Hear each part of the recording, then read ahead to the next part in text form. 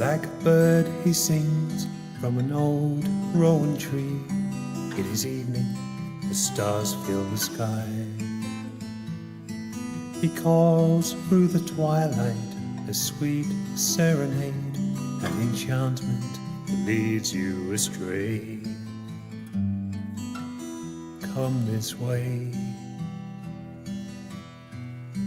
The gateway before you as you follow the call to another world of secrets and truths.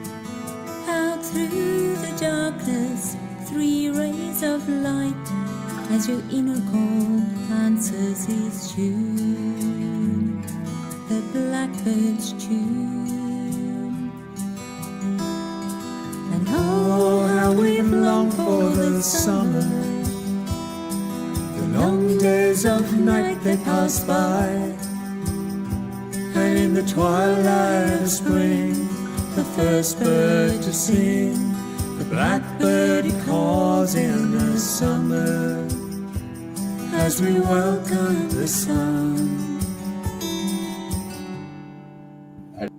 with his song.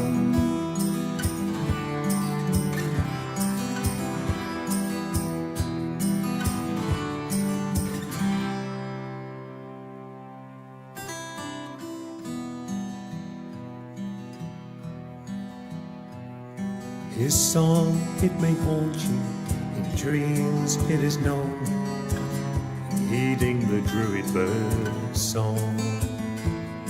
The magic of healing, yourself that's revealing the hidden depth deep in your soul. Your soul. In the dark of despair, the blackbird is there, with a glint of gold buried within. To find what is hidden is the gift you've been given, for the blackbird who teaches his song, his song. And oh, how we've longed for the summer. Days of night they pass by, and in the twilight of spring, the first bird to sing, the blackbird he calls in the summer, as we welcome the sun with his song.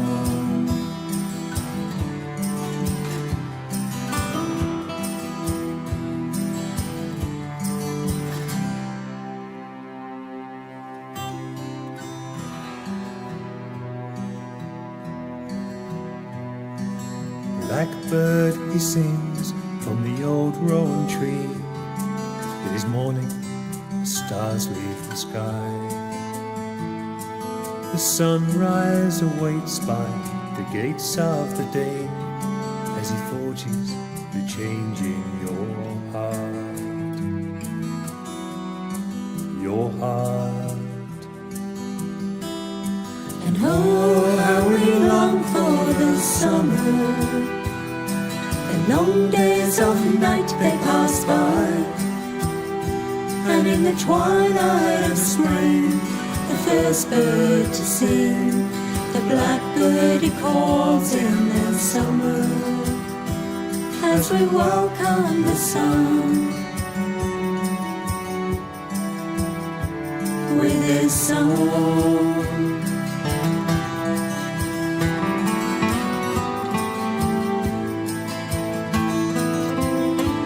With his song.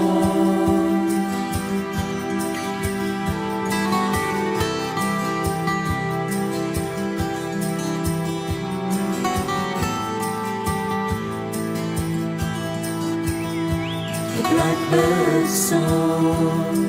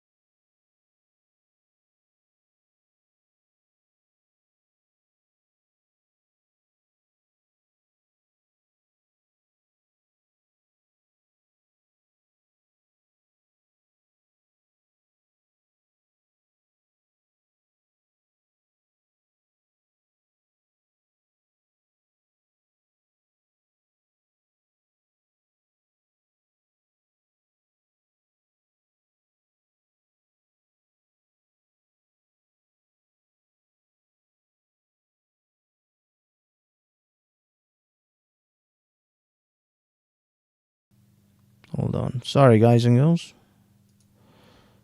1 second. Hello, hello, hello, hello.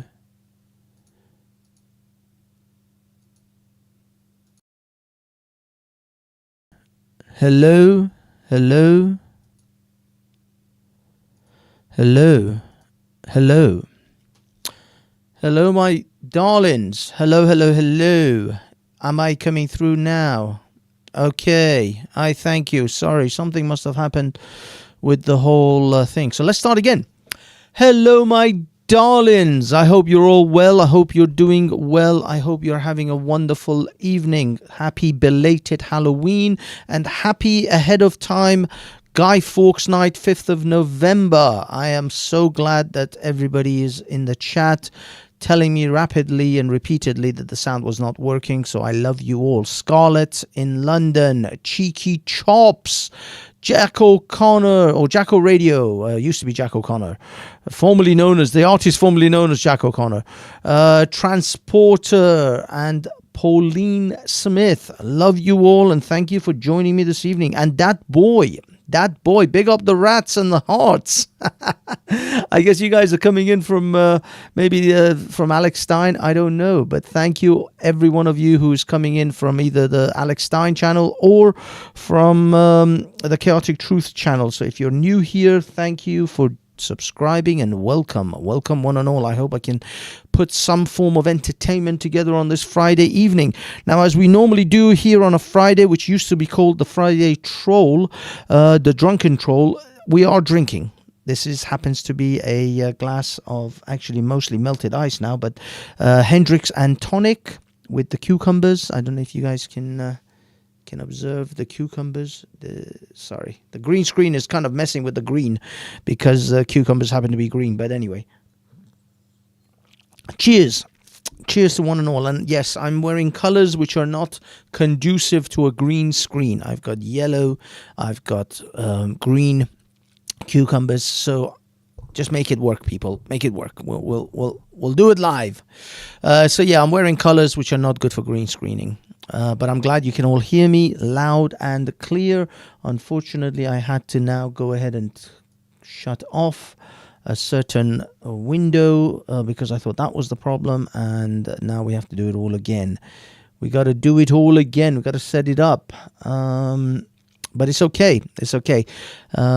Respect to you, that boy. Guy Fawkes, good Catholic legend. Yes, yeah, I guess he was a good Catholic boy. Okay, here we are. Let me just check a few things. Now, this is obviously not now anyway. This is going to be for later on this evening when we do our when we do our stream. But for now, we're just setting it up. So if anybody wants to jump on the stream, they can in a little bit. Not just yet. I haven't opened it up. I will open up the stream after I've gone through a few things. Big up Empress Janet. Empress Janet into his house. T5T3. And Dafta. Oh my God, Dafta. It's been a while, mate. Green screen may help you not get into trouble over using certain colored flags. Oh, indeed. Well, I mean, I'm not entirely sure. I'm not using any flags at the moment, but I get it. I get what you're saying, sir. No, what we're doing is we're gonna cover a little bit of Palestine, Israel, of course, because that is just a thing that we have to do, and then we're gonna. We're going to go into maybe other topics. To be honest, I was searching other things. Of course. Hold on. I forgot. Mr. Yeah, we're gonna maybe go into our boy here, Mr. Perry. As you all know, I think I'm just preaching to the choir on this one, but still, we're going to cover a little bit of that. See how he's see the tragic events or tragic life of not really tragic. He did fucking awesome. Well, why would it be even remotely tragic? But yeah, we're going to delve into maybe some conspiracies and some possible events coming up, potential events coming up in London, which may be of some concern to some people. I am sporting a beanie like my idol and sort of long time inspiration, Tim Pool. So yes, as one follically challenged man to another, I'm going to sport a beanie today. Unfortunately, this particular beanie it's actually very good looking when it's in full effect, when there's no green screen, because it's actually got a yellow and blue band. It's almost like a wasp's tail. Anyway, wasp's body, shall we say? Anyway, we're digressing. We digress. What are we doing? What are we doing, boys and girls? So, what's been happening on the old Israeli Gaza, free Palestine from the river to the sea side of things? What has been happening? I is ball too. In it, geese. Nice one, 5T. Yes. I respect to all the follically challenged men out there. It's a tough life. It's a tough life for us all. Actually, DAFTA doesn't have an admin. Why doesn't DAFTA have an admin? Hold on, DAFTA. I'll sort that out. Here we are.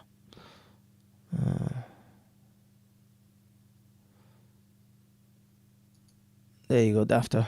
Let's get you up there. Let's get DAFTA elevated, because DAFTA is a good lad. He's a good lad, he is. So yeah, I think I've had already a bit, but full disclosure, I have already had one of these. So this is the second one, and maybe that's why Daddy's a little spiced up tonight, feeling a little bit already loaded. Anyway, doesn't matter. We'll continue. We will march on. Maybe this was a mistake. Okay, first thing I want to show you, the reason why, everybody's screaming, we must cease fire. The ceasefire must come. Has anyone actually asked Hamas whether they want a ceasefire? Has anyone actually consulted the Hamas, who are the duly elected government of Gaza, if they wish to have a ceasefire? Well, let's find out. What does Hamas think about a ceasefire? Israel is a country that has no place on our land. We must remove that country because it constitutes a security, military, and political catastrophe to the Arab and Islamic nation, and it must be finished. We are not ashamed to say this with full force. We must teach Israel a lesson, and we will do this again and again. The Al-Aqsa flood is the first time, and there will be a second, a third, a fourth, because we have the determination, the resolve, and the capabilities to fight. Will we have to pay a price? Yes, and we are ready to pay it. We are called a nation of martyrs, and we are proud to sacrifice martyrs. The occupation... Okay, did everyone get that? They are a nation of martyrs, and they are willing to pay the price. So when people are screaming, all the babies that are dying in Gaza, apparently that's what they want. I mean, it seems that is what Israel is in fact giving the Hamas and the Gazans exactly what they want. They wish to be martyrs. They're willing to pay the price, apparently, according at least to this psychopath who has that mark on his forehead, which is supposedly the mark of piety. This is what they do to themselves in order to indicate that they pray so much that they've in fact developed this mark. The Shiites do it, where they call it the mark of the muhr. The muhr is a piece of stone which Shiites use to put their head on, unlike the Sunnis, who apparently just stick their head on just the carpet, the little prayer rug that they have. But nevertheless, they all do this on purpose in order to give themselves this pious appearance, that they pray so much that they actually have this sign. It's kind of, it's psychotic, let's be honest. It's psychotic. It's self-flagellation to some extent. It's the way that the Opus Dei wrap some kind of thorn or some spiked piece of wood to their thigh in order to feel the pain of Jesus, or they whip themselves with ropes, with knots tied into ropes. The Shiites obviously whip themselves during Ashura with machetes and barbed wire and all sorts of other insanity. These are all just, I mean, to be honest, this man is certifiable.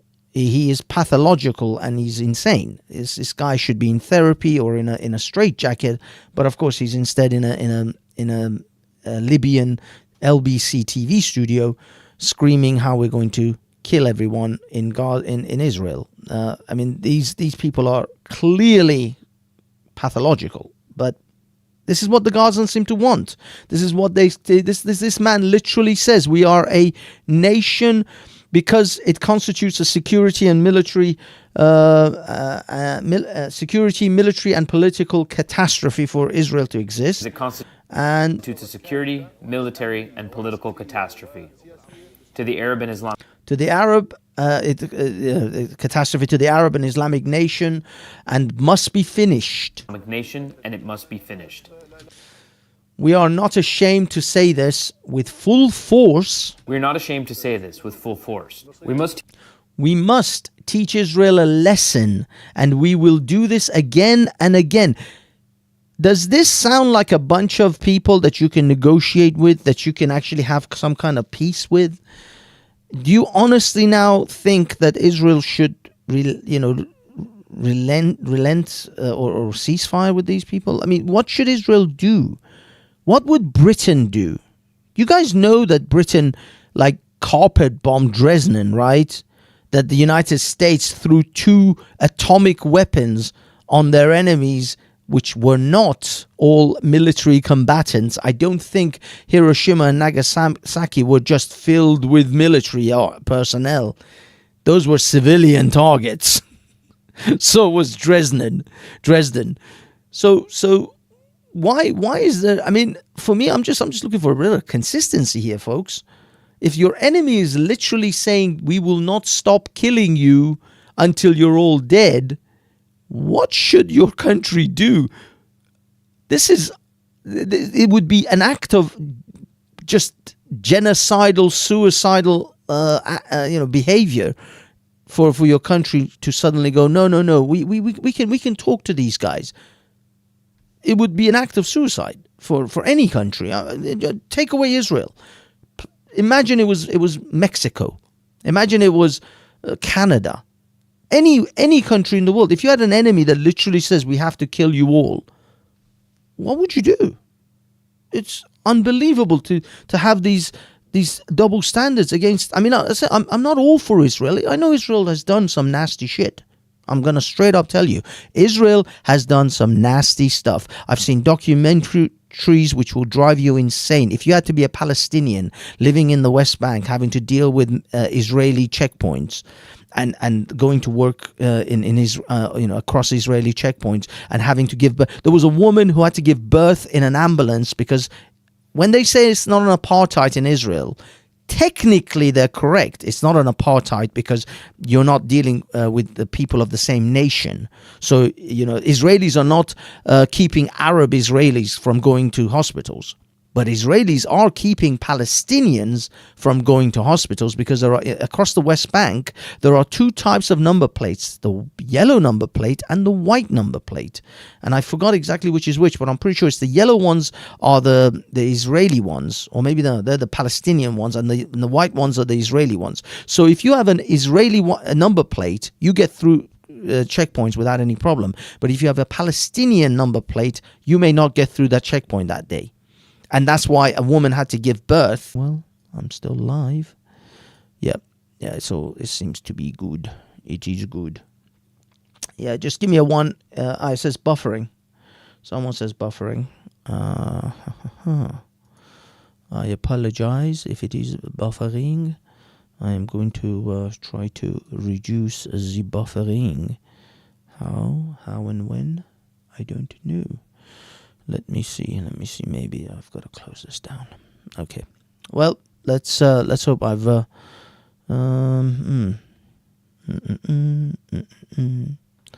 Connection is a little bit sketchy. I apologize for those of you in the chat, but I'm not entirely sure what I can do to release the buffering. I think it's seems to be up and down at the moment.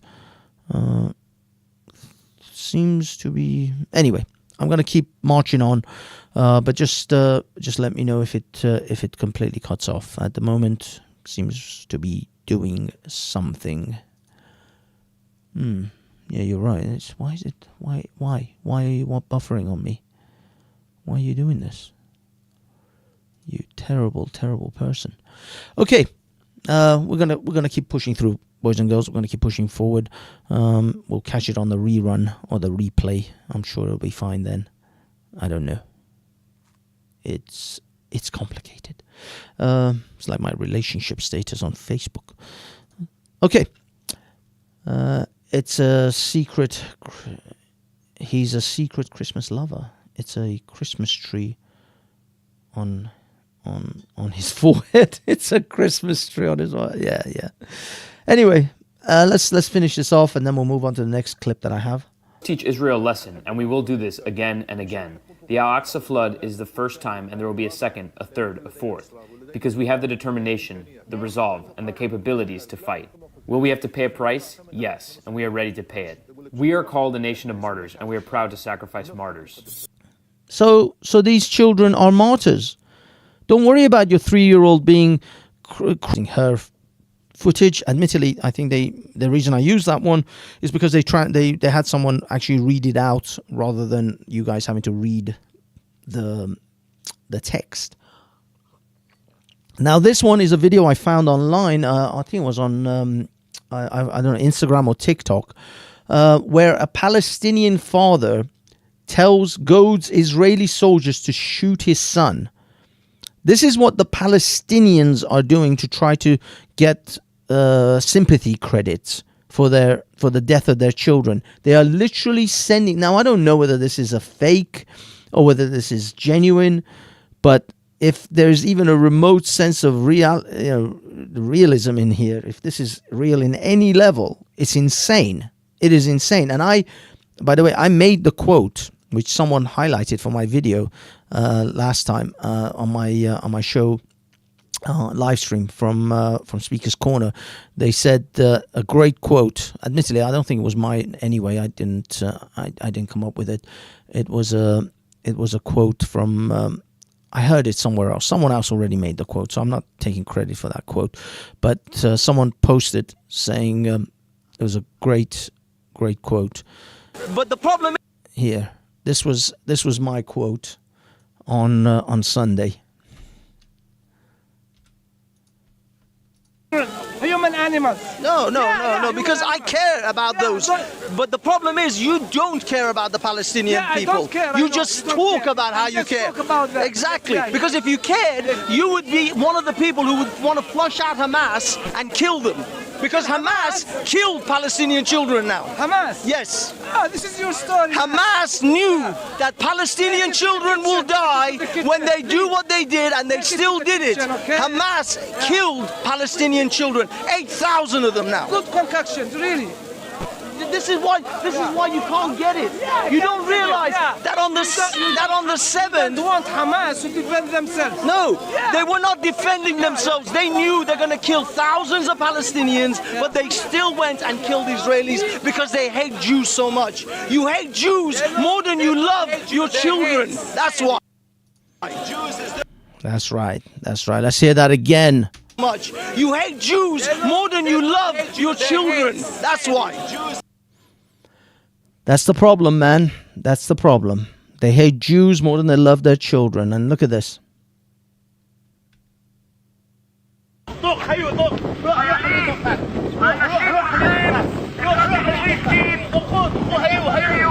He says, go. He sends his kid, go over there, and he's telling the Israeli police, shoot him.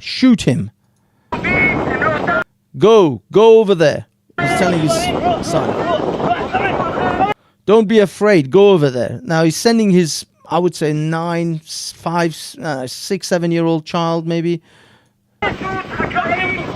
Where's that kid? It looks best 6-7 years old tops. I wouldn't put it past him. Maybe even younger.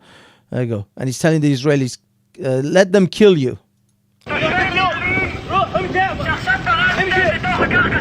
Raise the flag. Let them shoot you. Raise it. Raise it.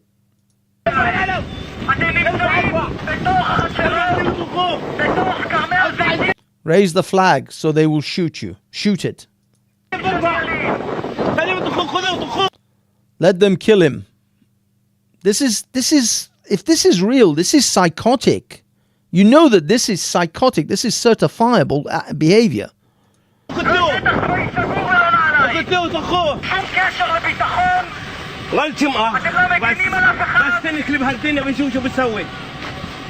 So obviously the Israeli soldiers won't shoot him because they're not psychotic, and so the father gets a bit desperate here.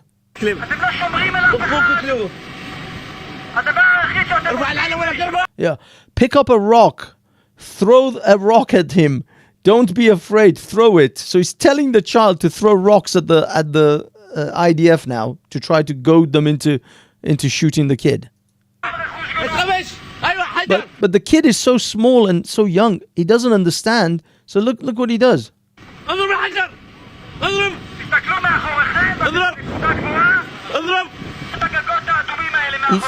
He's throwing the rock into the field. The kid doesn't get it. This is insane. This child should be removed from this family. This child is not safe in the hands of these parents. This is certifiable insanity.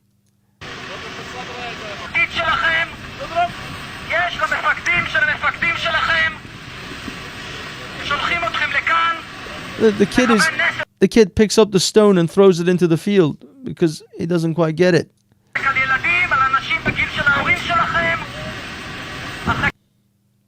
And that is what Palestinian fathers are doing for their children. These people are psychotic. If this is real, now don't get me wrong, I'm putting a huge question mark over the validity of whether this was all set up or staged or not. This potentially, and there's so much fakery going on in this modern age that who knows. So I'm not gonna put a stamp of approval on this immediately as if it was just, it wasn't staged or it wasn't somehow set up. But if that is in any way true, this is insane. This is absolutely deplorable. These children should not be left with these parents. Allah cursed. Sons of Persia, Allah cursed with boldness. Yeah. History reset. Yeah, this is disgraceful. Absolutely disgraceful that these parents are allowed to raise children like this and teach them this way. And then here's some more. Here's some more words from Hamas and how much they would want to have peace with Israel. And by the way, this was 2 years ago. Hamas, in their own words, this was when they were plotting and planning the October 7 attacks. That's what they were doing. We are ready with our weapons. We are ready with our rockets.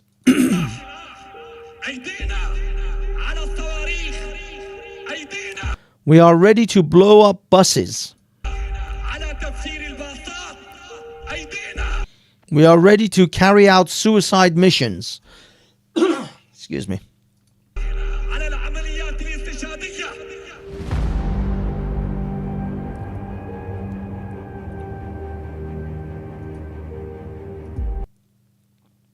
Both in Israel and around the world. Don't believe us? Just listen to Hamas themselves. All of you, 7 million Palestinians abroad, enough of the warming up. We have Jews everywhere. We must attack every Jew on planet Earth. And you wonder why Jews don't feel safe in London. You wonder why Jews don't feel safe in London anymore, or in England, or in New York, or in Berlin, or Paris. Why do you think Jews don't feel safe? Why do you think Jewish schools had to be closed on the day of jihad, that the Hamas called, because this is the kind of messages that they're giving to the diaspora. This isn't just a message that's in Israel, in Gaza, in the West Bank, in Tel Aviv, in Jerusalem. No, this is in London. This is in Paris, Berlin, New York, Washington, D.C., Los Angeles. Wherever you happen to live especially in these liberal leftist countries, this is a message for them too. They want to carry out these kind of attacks in your hometown, on your front step. And one day, God forbid, your brother, your sister, you might be caught up on a tube or a bus that blows up, just like it did in London in 7/7. We must attack every Jew on planet Earth. Yeah, I've already read that. We must slaughter and kill them with Allah's help. Palestine is from Mediterranean Sea to the Jordan River. That's what from the river to the sea is. So if you ever question Mr. Metropolitan Police, who knows what jihad means far better than the rest of us ex-Muslims, Mr. Metropolitan Police, who ignores the chants from the river to the sea as if it doesn't matter, what they mean is the eradication of Israel. That's what from the river to the sea means. Could you please do your jobs and actually arrest these assholes? Because they are literally calling for genocide. Anyone that says from the river to the sea are requesting the genocide and the extermination of the Israeli nation. That's what it means. Could you please get your translators, get your crack team of Islamists who know exactly what the word jihad means and all its multiple interpretations? Could you please have them look into the river from the sea as well, and maybe give some advice on how the police officers on the ground should behave when they're screaming from the river to the sea? It is a genocidal call. That's what it is. We all know it. We all know what it means. Nobody's under any delusion of what that is. Got to go, Banksy. Have a good stream, mate. Thank you, Cheeky Chops. Have a good one, mate. The enemy of our enemy will come after us next. The enemy of our enemy is not it's just the enemy of the enemy. Just the enemy. There is no enemy of my enemy.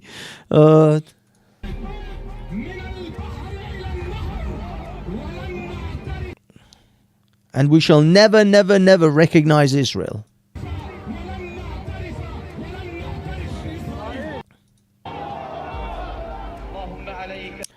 Oh Allah, destroy the Jews and their supporters. This is Friday prayers. This is what's called the Friday khutbah. This is on the Friday prayers.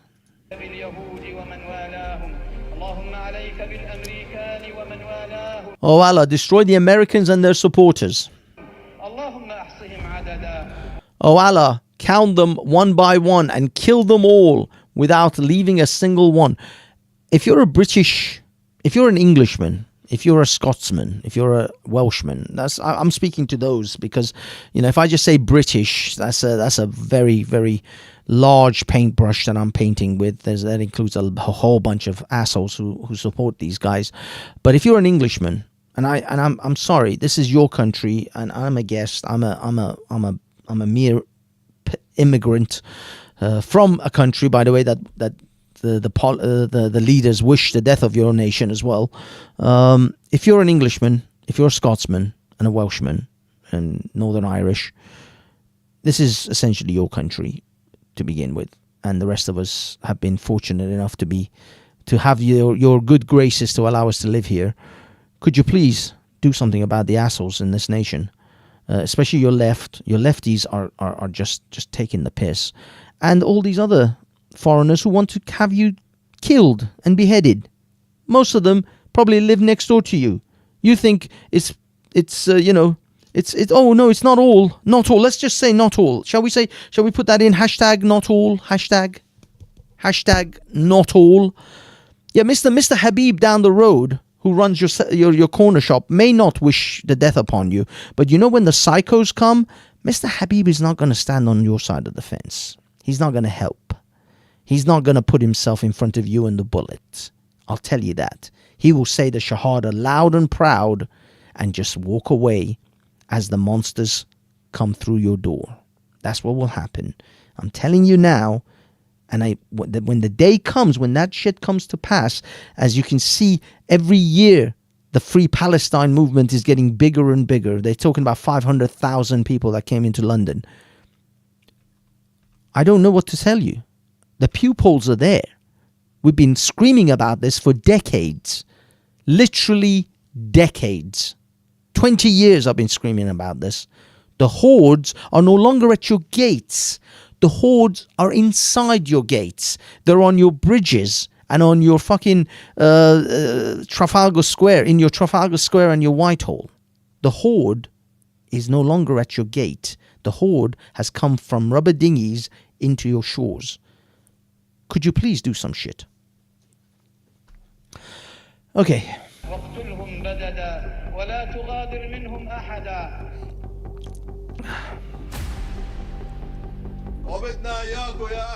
People of Jerusalem, we want you to cut off the heads of the Jews with knives.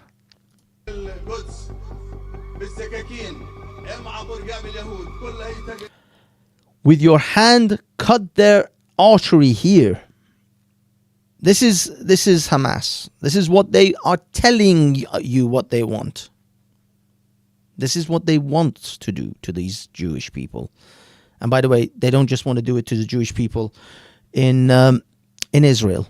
They'll do it to Jewish people right here, right now, in this country.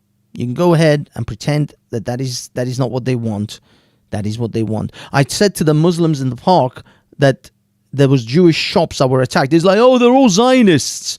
They're all Zionists. I said, well, in that case, you're all fucking ISIS. If all Jews are Zionists, and every time a Jew gets it, and then they go, no, not all Jews support Israel. I'm like, so what is it? All Jews are Zionists, or just the ones that the shops get destroyed?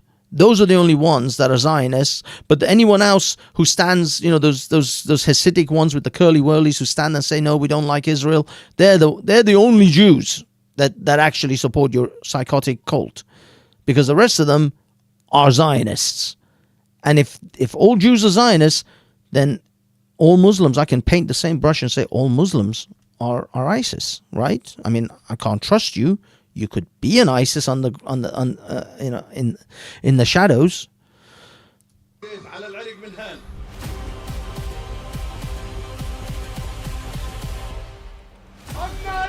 But from us here in Gaza, they will never get anything but guns, fire.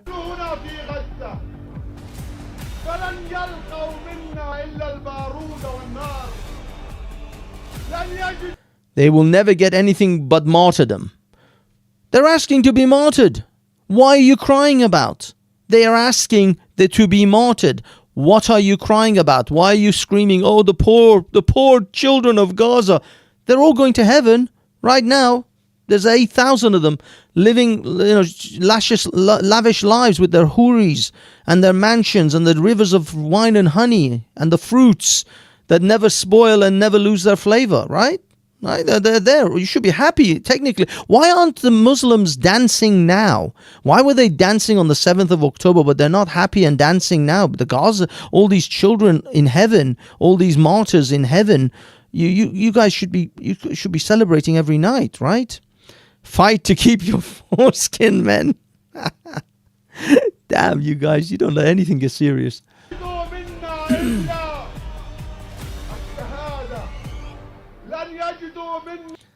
They will never get anything but death and killing. And you wonder why Israel is reluctant to have peaceful conversations with them. You wonder why, I don't know. Maybe they don't really want a peaceful coexistence. They don't. They don't want a peaceful coexistence. Never have, never will.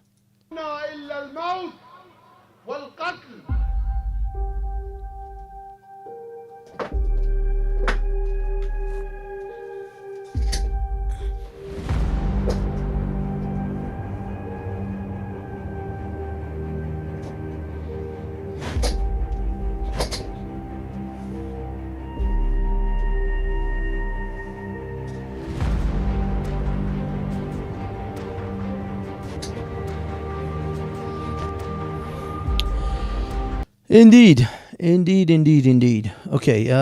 Now the next thing I wanted to show was, what was it?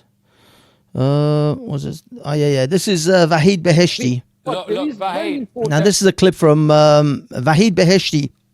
Is a protester against the Islamic Republic of Iran and the Islamic Republic of Iran's defense force, or whatever it is that they have.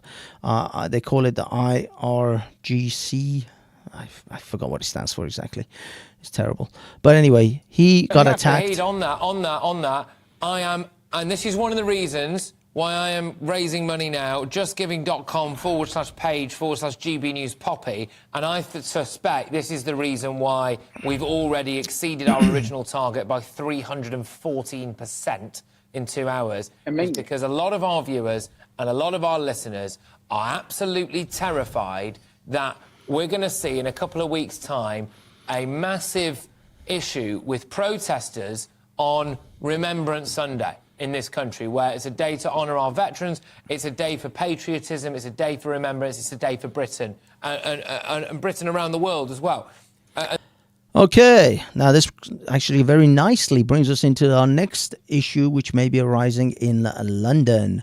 In a couple of weeks, on the 11th of November, which is a Saturday, next Saturday, not tomorrow, but the week on Saturday, there's going to be Remembrance Day.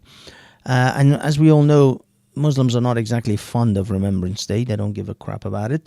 And so this is what I found from Richard Inman, who sent out a message, who is one of the guys who are kind of involved with the old Tommy Boy and various other EDL type groups, or the Football Lads Alliance and all that stuff. And this was his message to the potential protesters, the Free Palestine or pro-Palestine protesters, on that Saturday. This is a message for the organisers of the Free Palestine demonstration on the 11th of November. Stay away from the cenotaph. Don't go anywhere near Whitehall and the cenotaph. Because if you come down that road, you're going to be marching past military veterans who have served this country, who love this country, who want this country to be prosperous, to be peaceful, to be democratic, to not be riven by sectarian hatred, to not be riven by terrorism, to not be torn asunder by identity politics. So, all those of you who are Islamist, I'm thinking of silly dilly Hussein. To all of those who are Antifa or communist, stay away from our cenotaph. Stay away from us on our sacred day. Stay away from the veterans of the United Kingdom. Have your demonstration. We believe in a free society. We believe in freedom of speech, but keep it away from us.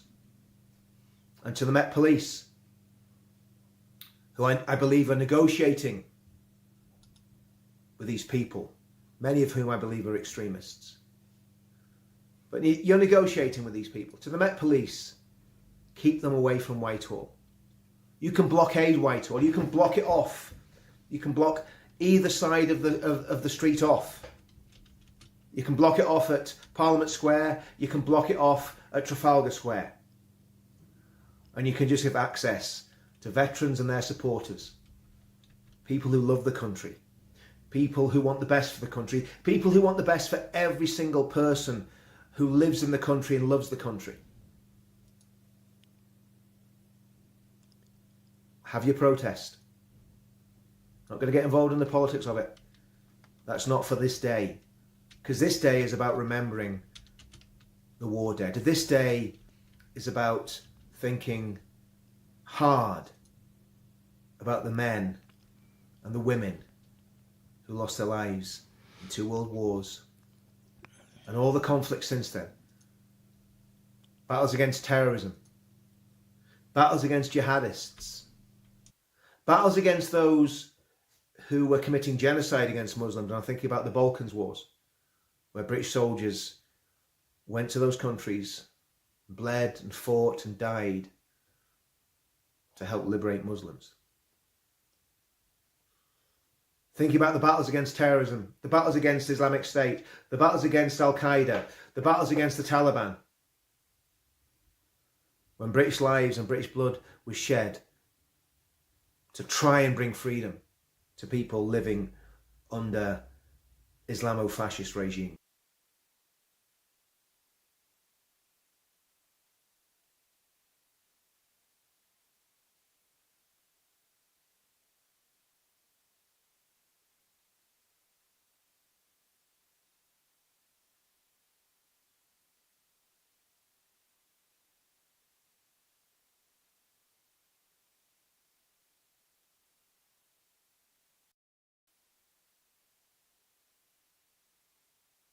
Sorry, guys. Richard was hamming it up a little bit too much there. I mean, come on.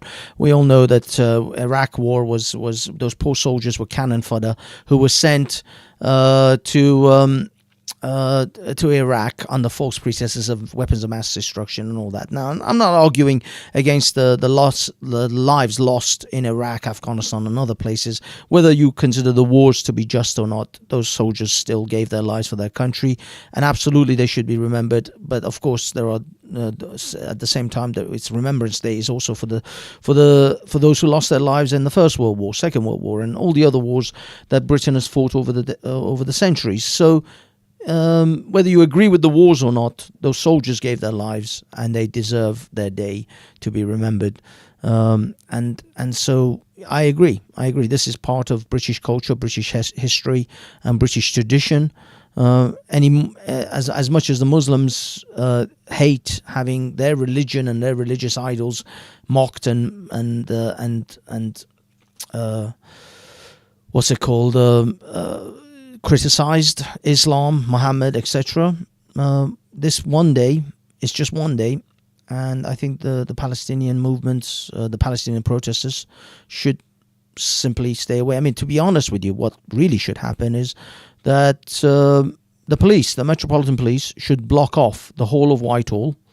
At least certainly where the Cenotaph and all that is, they should just block it off. No one pro or pro Remembrance Day, anti Remembrance Day, pro Palestine, anti Palestine, whatever.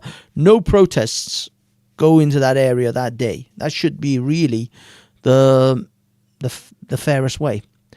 What's it got to do with Muslims? Well, exactly. They're there to obviously antagonize and to create unease amongst the British natives or the British, those who actually care about Remembrance Day and all the other British traditions. It's easy, really, for Sadiq Khan and the Metropolitan Police. It's an easy win.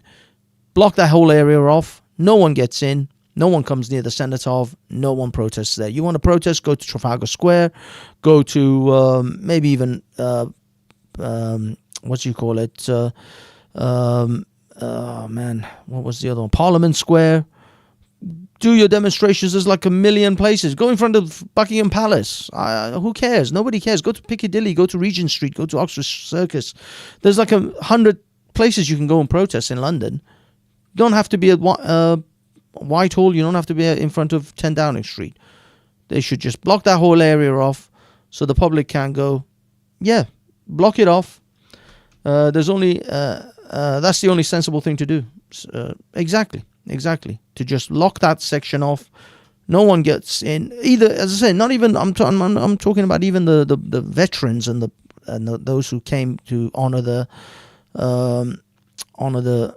Remembrance Day. I think just lock it off. Have certain VIP groups. I guess the King and all of that go into that area, do their thing. Certain generals or whatever military personnel. And then you keep the whole area empty, and it's just one day. They can survive. They can live. I'm sure the pro-Palestinian cause can survive a Saturday without being in front of 10 Downing Street. It's easy. It's an easy solution to this. To be perfectly honest, it's a very easy thing to do. But I will suspect that Sadiq Khan won't do it. I suspect that they will at some point in the day, or in the evening, open that area up, because the other problem is also this. It's kind of a traffic problem as well. It causes huge traffic issues when they close these areas off. And I think at some point in the evening they will open it up, and then a whole bunch of Palestinian supporters at night will come down and they will scream, and do their thing around, and somebody will graffiti the cenotaph or do something around the cenotaph, and then all hell will break loose. I guarantee you, the Remembrance evening, not the day, they can probably lock it off during the day, but evening, keep an eye on that. Shit will get real. And your boy Banksy will attempt to be there to document it all for you in 1080p, because 4K is really difficult to stream. So mostly 1080p, possibly 720p, because signal and buffering can be shite. I mean, hell, I'm having signal and buffering issues and I'm at home, let alone if I was out in the streets. Signal and buffering has been a bit of an issue. No matter what network I seem to jump on, and I've got a couple of different networks, they all seem to be having problems. I think it's the weather. Anyway, this is another thing that I want to share with you, boys and girls, which is from Paul Joseph Watson. Mr. Watson. Let me straight show. Whoa. Hold on. Yeah, this is from Paul Joseph Watson, who reported this in regards to the whole Gaza. This is some kind of a memo that's been released by the Israelis, that they are actually, their whole attempt over this thing was, now we're getting into conspiracy theories, boys and girls, so strap in, that they were going to actually have all of the people from Gaza extradited or exported out of Gaza, essentially deported, or I forgot what some kind of genocidal word for it, but yeah, have them all taken out of Gaza, supposedly for a temporary period of time, in which they'll push them all into the Egyptian Sinai, and then eventually from there they will have them exported over across Europe and America and Canada, where they will have them all rehoused and resettled across Europe and Canada. Apparently, that is that's been some kind of an aim. So I'll play this, and you guys can judge for yourself. Peninsula, and then to guess where. Countries into Egypt of the Gaza Strip's 2.2 all. Their preferred option, according to this document, is the full, forcible and permanent transfer of the Gaza Strip's 2.2 million Palestinian residents. Initially to Egypt's Sinai Peninsula, and then to guess where. Countries in Europe, and especially the Mediterranean, Greece, Spain, which will be mandated to absorb and settle this vast quantity of people, along with Canada, which will also carry out the absorption of the population of Gaza and its settlement within the framework of the permissive immigration policy. The document lays out how an aggressive public relations campaign will be ramped up in the Western world to promote the transfer plan. One which does not incite or vilify Israel, but which calls on the West to step up and take the refugees as a humanitarian necessity to prevent mass civilian deaths in Gaza. There it is in black and white. Western Europe, Canada, and eventually the United States will once again in black humanitarian. Let me read this. In addition, the document encourages the government to lead a public campaign in Western world to promote the transfer plan in a way that does not incite or vilify Israel. This would be done by presenting the expulsion of Gaza's population as a humanitarian necessity to win over international support, by arguing that relocating will lead to fewer casualties among the civilian population compared to the expected casualties if the population remains. Can someone tell me that maybe this was an inside job? Anyone? Hello, Curb Your Enthusiasm. Yeah, can someone tell me, was this could this be some fool some time back posted a video of some foolish boy some time back posted a video on his YouTube channel saying, I don't understand how the Gaza borders between Gaza and Israel were penetrated, because is almost impossible to penetrate such a security fence.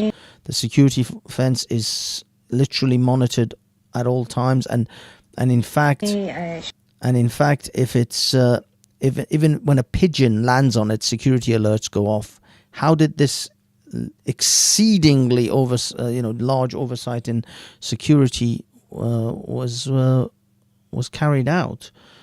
Because it seems almost impossible that Israel could have had such massive failure in security. Someone posted something like that. Some foolish lad, like Banksy style, or other people. They posted something like this. Listen, I served as an IDF operations sergeant during Operations Protective Edge 2014.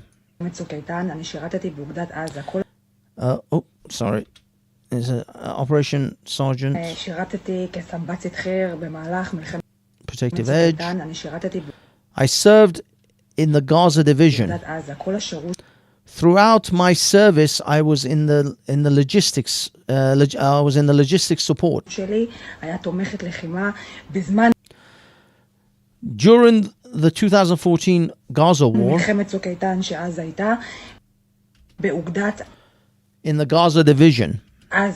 So this lady was right in the middle of it, in the heart of it. Listen to me, and listen to me well. There's no way in the world that anyone can approach the border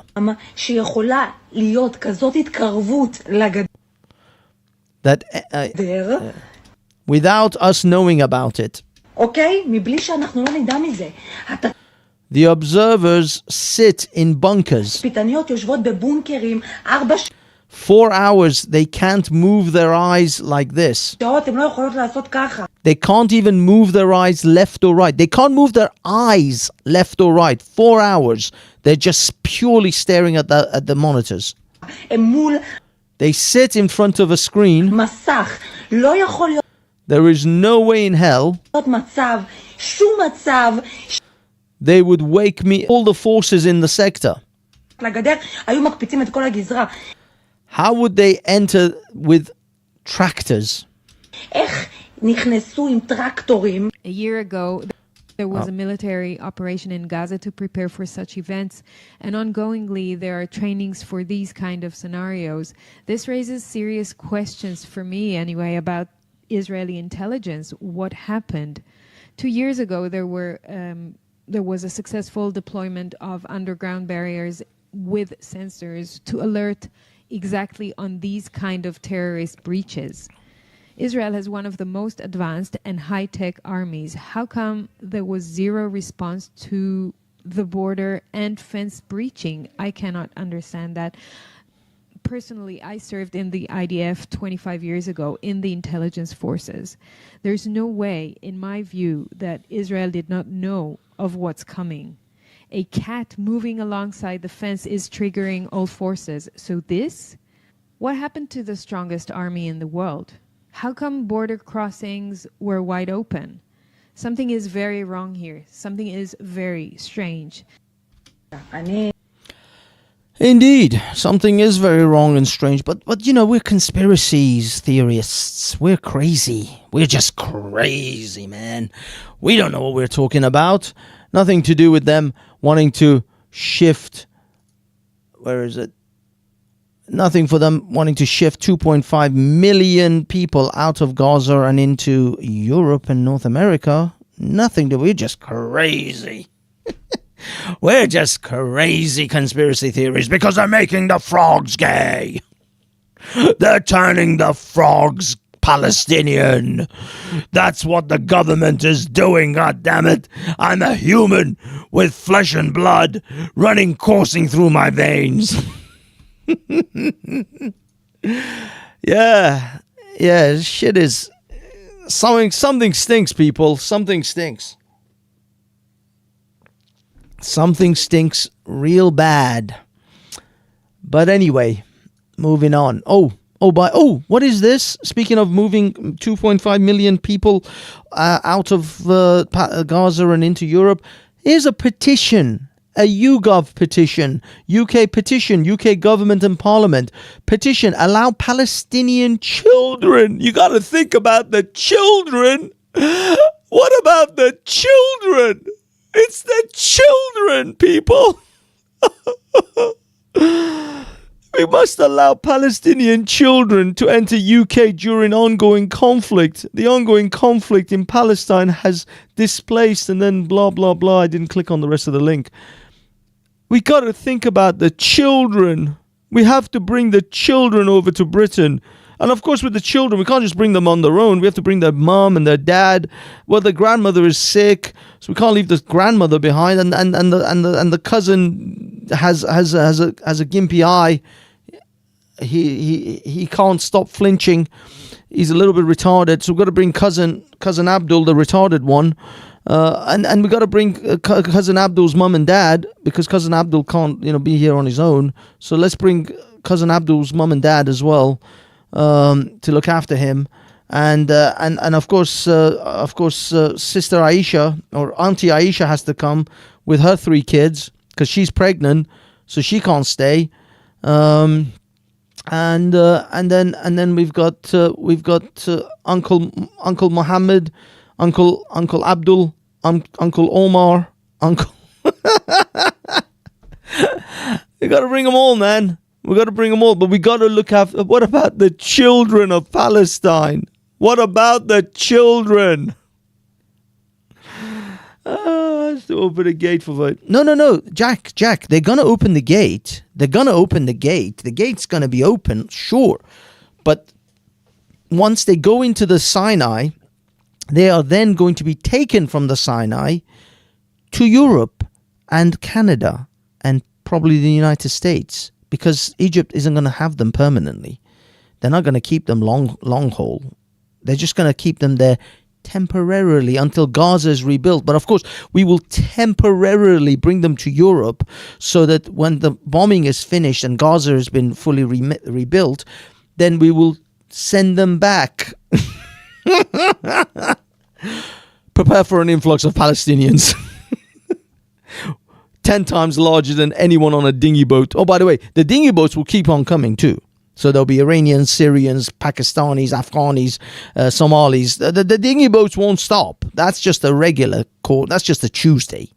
But be ready for about 250,000 of Palestinians from Gaza arriving too, which they'll bring all their cultural enrichment with them naturally. Their cultural enrichment. Let me see some of their cultural. Let's check out some of their cultural enrichment. Where is it?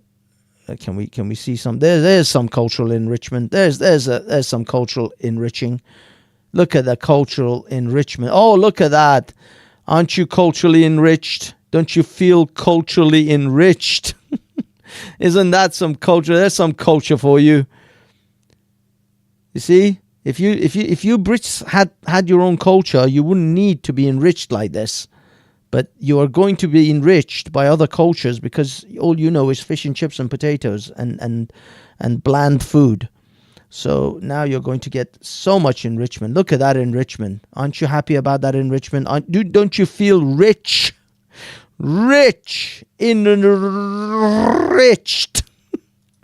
This is the kind of cultural enrichment I always wanted. Because my family didn't move thousands of miles away in order to get away from this fucking shit. No. We wanted to be enriched in Britain too. This is the cultural enrichment that we did not run away from at all. It was nothing like this in Iran when we left.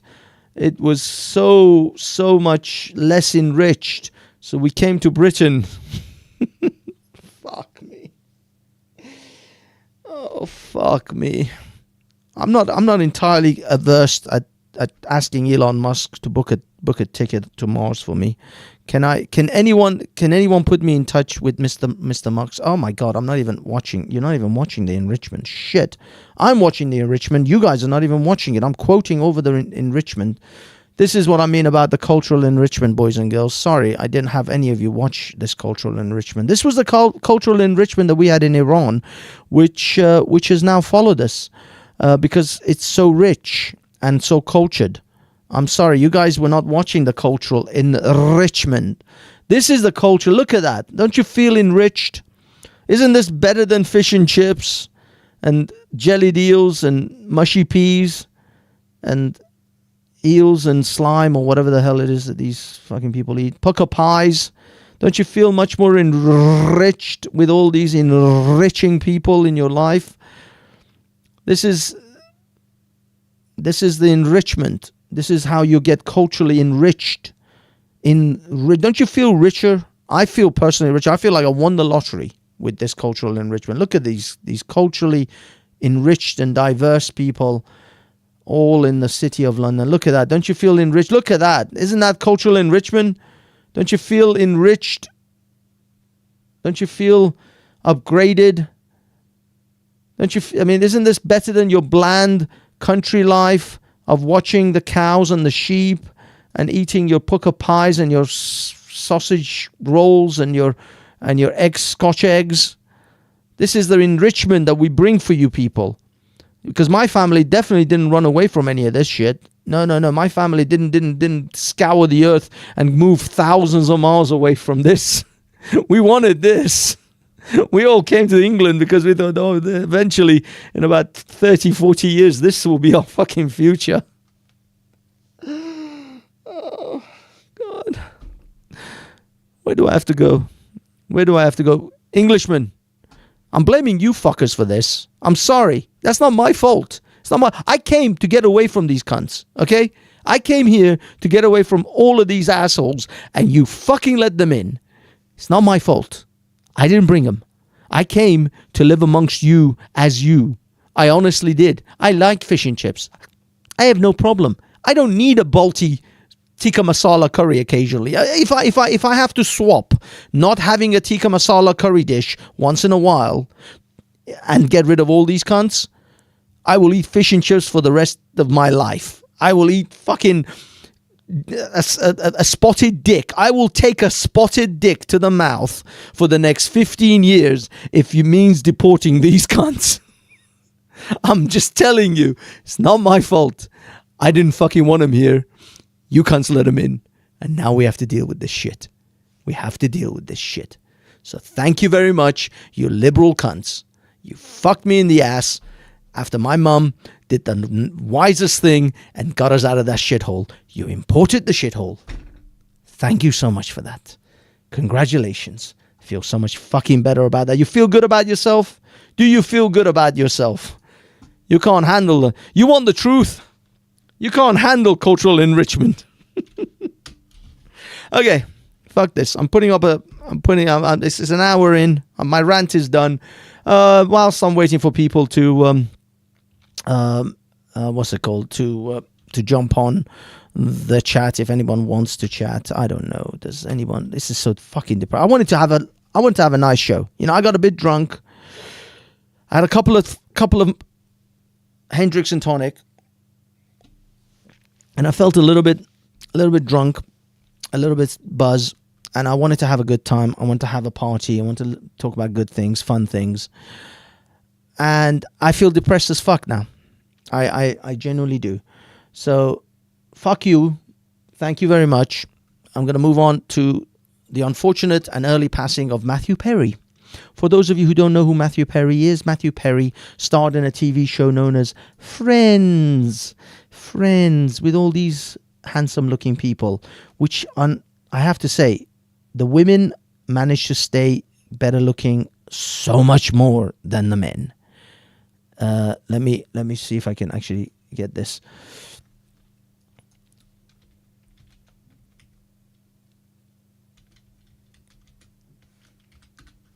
Let me try to give you a little, because I gotta be honest with you. The women did so much better than the men. The men didn't do so well. The men did not survive the years.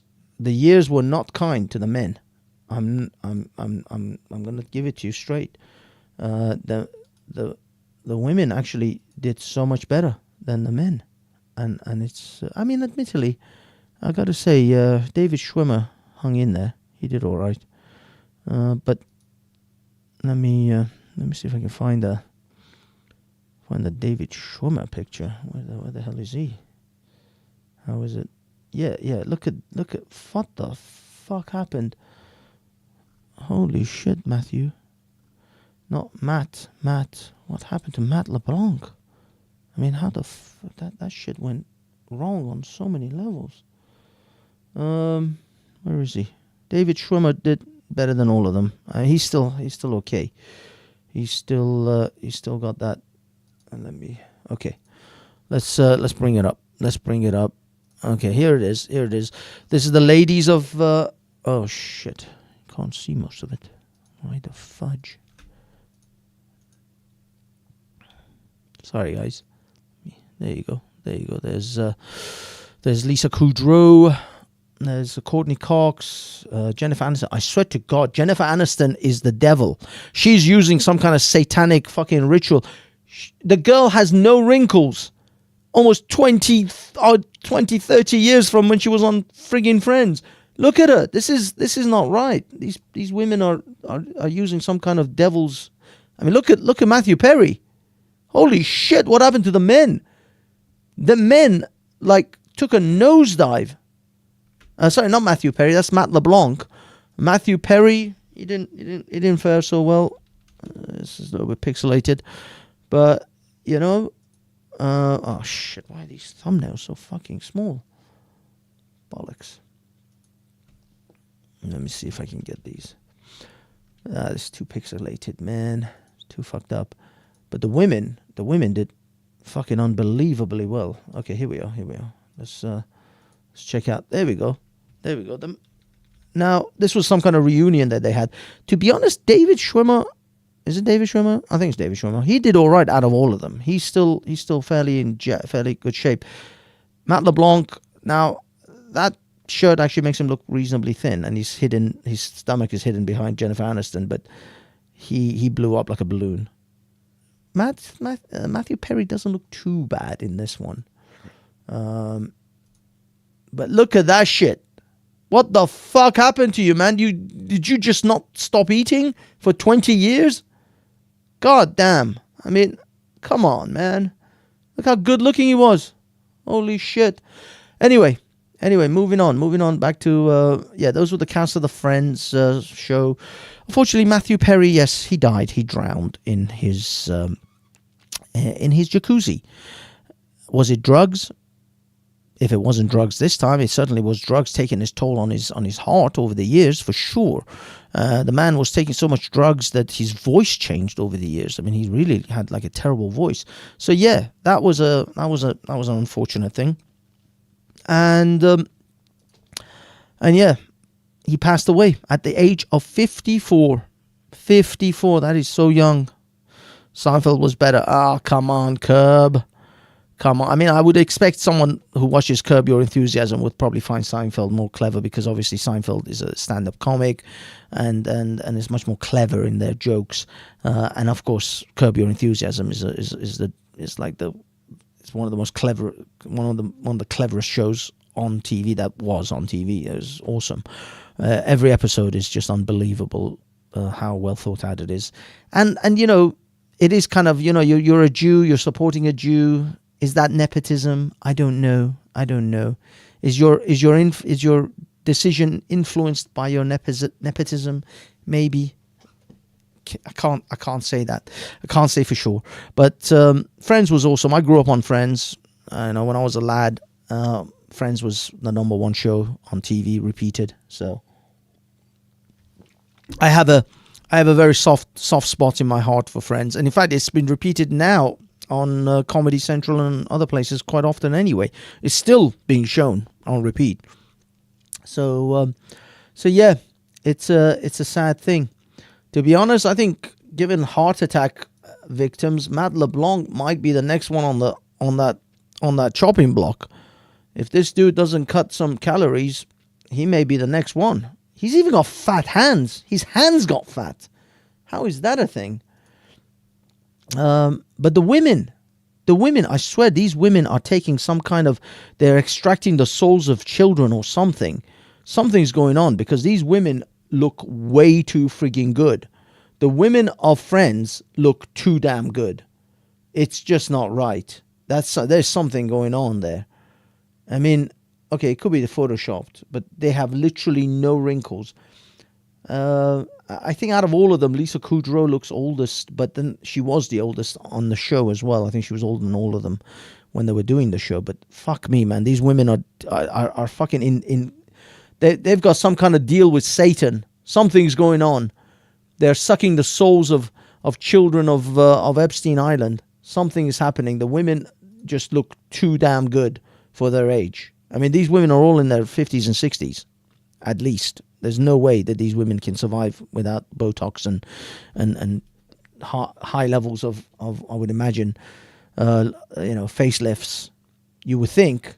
I don't know, because their face doesn't have that lion face look of a facelift person.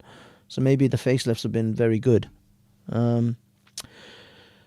I've never watched an episode of Friends. Oh, Angel, you really should. It's a good film. It's a good show. Good show. It is what it is. It is what it is. The best. It's true. It's true. Curb Your Enthusiasm it is a great show. Okay, guys and girls, as it is, I am not seeing anyone jump on. So I'm guessing no one cares to have a conversation. And if that is the case, then I may just simply end the show. Admittedly, the problem is I would like to show some of my, I usually at this point where I run out of shit to do, show a segment of my Twitter feed. But I don't think I can. Twitter is too risky nowadays on YouTube. You really can't show your Twitter feed. Oh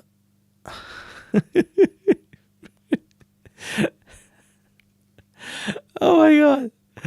Oh my god! I gotta show this. I just found this on the tweets. This was on my Twitter feed. Is this being shown? I mean, can you see this? Yeah, I think you can see this. What the hell, man? Oh, dear God. This poor woman. She's just constantly ragged on. It's funny, though, because pallet line. Oh, yeah, ladies are friends. Okay, I'm gonna go through some of my humorous tweets. If I can post them, I'll post them. But yeah, I'll be honest, a lot of it is controversial, and I may not be able to. You're 160 kid. Don't tell mom I told you. Oh my god. Good. Oh my god. Let me whisper a secret. Hold on, let me see. Biden. Swear this man has.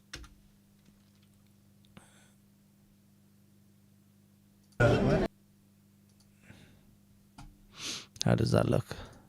Yeah, it looks good. Let's rewind that thing. Yeah. You're good. Let me whisper a secret. You're one sexy kid. Don't tell mommy what I told you.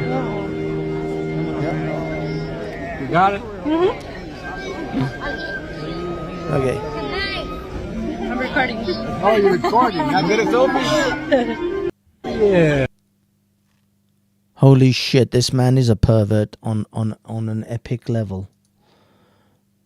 That Biden, you're 160 kid, don't tell mom I told you. Holy shit, man, this man is a fucking fiend. The picture that they just... Yes, the pictures, they say a picture speaks 1,000... Oh, what the hell? What the fuck is this? Meanwhile, DeSantis thinks Trump should be on the ballot because of political charges. Talk about disqualifying. Bob the Builder on the street would get arrested for that nonsense behavior. Creepy Biden. Dear God. dear God. Yeah, the comments are awesome. Where are all the Democrat comments? AI, real. Oh, I see they're saying, is it AI? I don't think it's AI. I don't think that's AI. I need this. I need this cup in my life. I love it when I wake up and Trump is not president. Really? Really? The trouble with Biden is that it is just too plausible, but it is a fake. Is it a fake? A clip showing U.S. President Joe Biden whispering an inappropriate remark to a child is digitally altered. No such remark can be heard in the original video. The video shows Biden leaning towards a child being held by their mother. Audio can then be heard. Let me whisper you a secret. You're a sexy kid. Don't tell mommy I told you. So this is it's a fake. It's a fake. There you go. Fact checkers. Fact checkers have it. There it is, folks. The fact checkers disproved it. I'm getting the word. Apparently the fact checkers have it, people. That's the thing. Let me see what the comments of the fact checkers are. Not that. Let's see what the fact checker comments. Is anyone commenting on the comment? Show more replies. Fact check video. Fact checkers don't exist until the truth starts getting out. What's it called when the people doing the fact checking are controlled by some people doing the lying? I guess people don't believe the fact checkers. Well, it might be, but it'll take a lot more than a Reuters fact checker to settle the issue. USA Today. Apparently, the Reuters fact checkers are not trusted. These days, it's so hard, man, with this AI business. It's impossible to know what to do, what to believe anymore. Freaking hell. Could this be AI? Could it be real? I honestly don't know anymore. Honestly, you can't see the man's... You see, the critical thing is you can't see his mouth moving when he says the words. If you could, because what I found is so far they can fake AI the actual words, obviously the voiceover. They can do a voiceover, but they can't get the lips to match. How come the fact checkers haven't written what he actually said? That is true. That is true. I'm going to finish this gin and tonic before I end the show.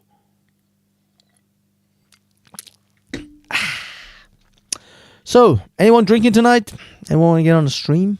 Have a word? Have a chat? No? Nobody? Nobody. You guys are just chilling at home. No one cares. Okay. Someone popped up. Who is that? God bless the UK. Hello, God bless the UK. How are you? Sorry, mate. I can barely hear you. Can you get closer? How much closer do you want to get? Oh my God. Oh my God. Yes, I am. How are you, mate? Yeah, not too bad. I just I think I've been on a panel with you before back in the day, but I bounced around a bit and I just clicked around. I saw you come up and I thought, yes, talk to my language. So, I'm on an ale, by the way, not gin and tonic. I come up with an ale. You're on an ale. Ale is just as good. Ale is just as good. It is. But listen, what do you think about the November 11th? November 11th. Oh, you're talking about the Remembrance Day potential issues. Let me increase your mic volume. Okay. I think. Okay. Yeah, I've increased it just to see if we can get some of. Just, me, 1 second. Just check my camera, audio. 1 second. Yeah. Whereabouts is your mic? Hang on, 1 second. 1 second. Oh, thank you. This. Ready? 1, 2, 3. Oh, that is a million times better. Thank you, sir. Yeah, sorry, what it is, I got one of those VR headsets, and it's automatically switched to the headset. It's okay. I switched it. But anyway, nice to see you. Nice to meet you. Nice to meet you. Yeah, you were saying about the November 11th Remembrance Day situation. I think that's going to be civil unrest. Like, I think the football lads all getting back together. I've heard also, I mean, they were good back in the day, but it got infiltrated. But the EDL are forming again as well. But then again, look at the government. They're spineless, doing nothing. And that's what's going to bring out these kind of people from back in the day. People are fed up with this, like the police taking down the posters and, oh, can I help you down from that statue in case you fall and hurt yourself? Yeah. People have had I know. I don't know what your stance on this is. Well, let's be honest. The police have been just pathetic when it comes to a lot of this. I mean, when they posted, You're being kind. I know, but I mean, you know, it's like, oh, we know that there's multiple. When they said we know there's multiple meaning to jihad, I was like, are you literally pissing on my head and tell me it's raining now? Is that what I mean? It's the most unbelievable piss take. We know what jihad is. The jihadis tell you what jihad is. They are literally telling us what jihad is. They're not even like mincing their words. How is it the police have to reinterpret the terrorists' interpretation? No, lads, no. He doesn't mean he wants to kill you all, even though he's telling you he wants to kill you all, but that's not what he really means. I'm glad you're not pussyfooting around it and saying it, you know, if it walks like a duck and it sounds like a duck. At least you're being honest and you're putting your head out there, you know, you're putting your voice out there and telling it how it is. Yeah, but it's a piss take. It's like, it's an insult to intelligence. If I had this literally, I mean, you know, the one thing I despise, the one thing grinds my gears is someone literally thinking I'm an idiot. I don't, you know, I use this as a litmus test on dates. Like, if I pay for things on dates, I'm old school, I do that, fine. But if I get the sense that the girl is taking the piss and she's just taking advantage of my generosity, the minute I sense that, that's it. I'm off. I cut her out. I ghost her. I'm done. And why not? And that's but that's exactly the same as this police statement about jihad. They are taking the piss. You honestly think I'm that much of a fool, that much of an idiot? You are literally taking me as a fool now. I take this personally now. This is a personal insult, because if you think I believe your bullshit, then you must think I'm an idiot. You must think everyone in Britain is an idiot. We have literally known for the best part of 20 years, 23 years since 9/11, exactly what jihad means. And by the way, that's the Westerners. I knew what jihad meant from the day I was, I could talk, because I grew up in Iran. I'm a Middle Eastern, so I know what jihad means anyway. But at the minimum, the Westerners figured out what jihad meant from 9/11 onwards. At the minimum. So can I ask you a couple of questions? Sorry to butt in. Go. So, you from Iran? So your family from Iran as well, then? Dating back generations. Well, and were they there when it was a Christian country? So where are you now in life? Who are you? What part of the world are you in? And faith doesn't really matter. But so your family, if they're from Iran back in the day, they're most likely Christians. No. My family were all Muslim when we came to Britain. My mum is a Christian now, but that's because she kind of had a change of faith later on in life. But I grew up in a Shia Muslim society, Shia Muslim kind of household, you could say. My grandmother went to Hajj. My mum actually went to Hajj back in the day before she converted. So no, I grew up in a semi-Muslim environment, although my family were never pushy on religion on us kids, but of course the Islamic Republic of Iran was very pushy. they made us pray at school and everything. So I mean, I live in London now, but I was born in Iran and I grew up in England as a child. But yeah, when I was a child, when I was about 6-7 years old, when I went to school, they made you pray every day. You had to pray once before, or there was an assembly before classes, and so you all kind the of 5 times. Sorry. Or all the 5 times a day? Not the whole 5 times. That's not necessarily what all Muslims do. There's one before sunrise, the Fajr prayer. Yeah. Then there's one after at sunset. But they used to make us do a prayer at lunchtime during our sort of lunch hours, lunch break type of period. Then they made us do a sort of a weird kind of assembly stroke prayer in the morning before classes. But that was pretty much it. We didn't have to. I mean, the morning classes before the classes assembly was mostly a propaganda, sort of propagandizing or indoctrination session. It was like us standing, screaming, "Death to America, death to Israel, death to England, or UK," and you know that's sort of, you can imagine. You know, if you imagine Soviet Union indoctrination or North Korea type of indoctrination, it was like that. Lunch times, yeah, they made you do a prayer, and then you went home and you did whatever you did at home. But that was it, really. That was all they forced us to do. They didn't really force us to I mean, we had Quran lessons, obviously. We had a class for Quranic lessons.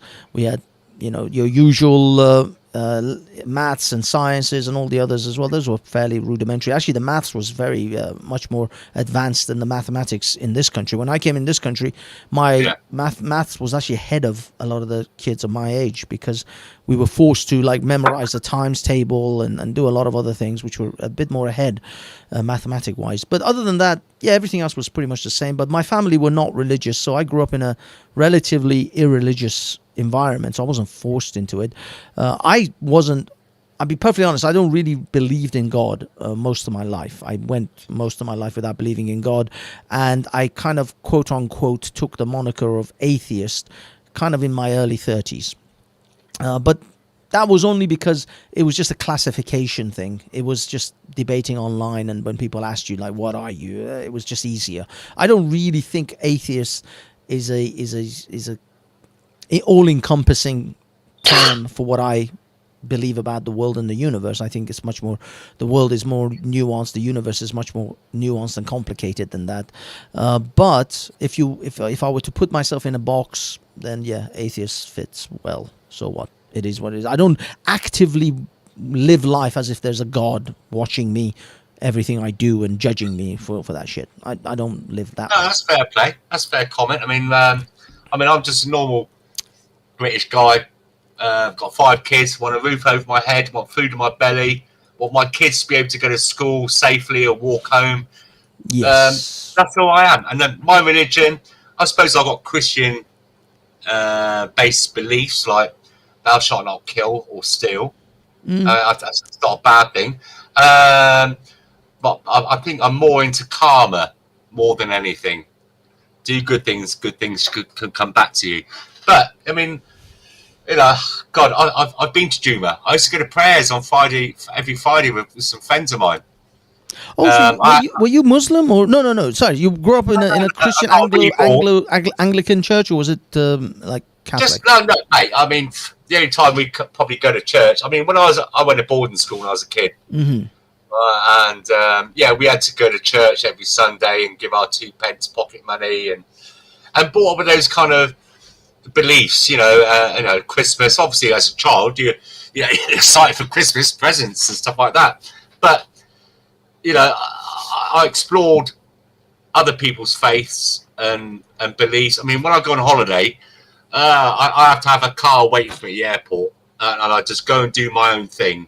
You know, go and see the people, their cultures, their food. Food always brings everyone together, doesn't it? How can you sit at a table and kill each other when you're eating nice food? But, and like I said, I used to get a Friday prayers, and I nearly took the step, but then I just saw some things I didn't quite agree with. I thought a bit, no, you know, like I went to one of my mates, little boys. He died, and had the funeral, and you know when you run with the coffin, if you touch it, you're supposed to be cleared of all your sins, and then by the graveside, they took the casket off, and it's all taking photos and videos of the dead little boy, and those kind of things grated with me. You know what I mean? I was bawling. I'll be honest with you. I was bawling my eyes out. Poor little boy. He's only like 7 years of age, dead in a coffin. And then I started taking pictures and videos, and the women weren't allowed to come to the funeral because they cry. You know these things. You know these things. Well, I mean, it was so. Where were these guys from? Their original, like. This is in. Well, there are many Pakistani Muslims. I see. Maybe that's a Pakistani Muslim thing because women are allowed to go into Iranian funerals for sure. Christ, yeah. No, they were only allowed to go. Excuse me, I was going to get another beer. They were only allowed to go after the funeral. Only men were allowed. It's like segregation for prayers and stuff like that. They've got to pray in the separate, or like if they have. You see these on the Labour Party when they have these conferences.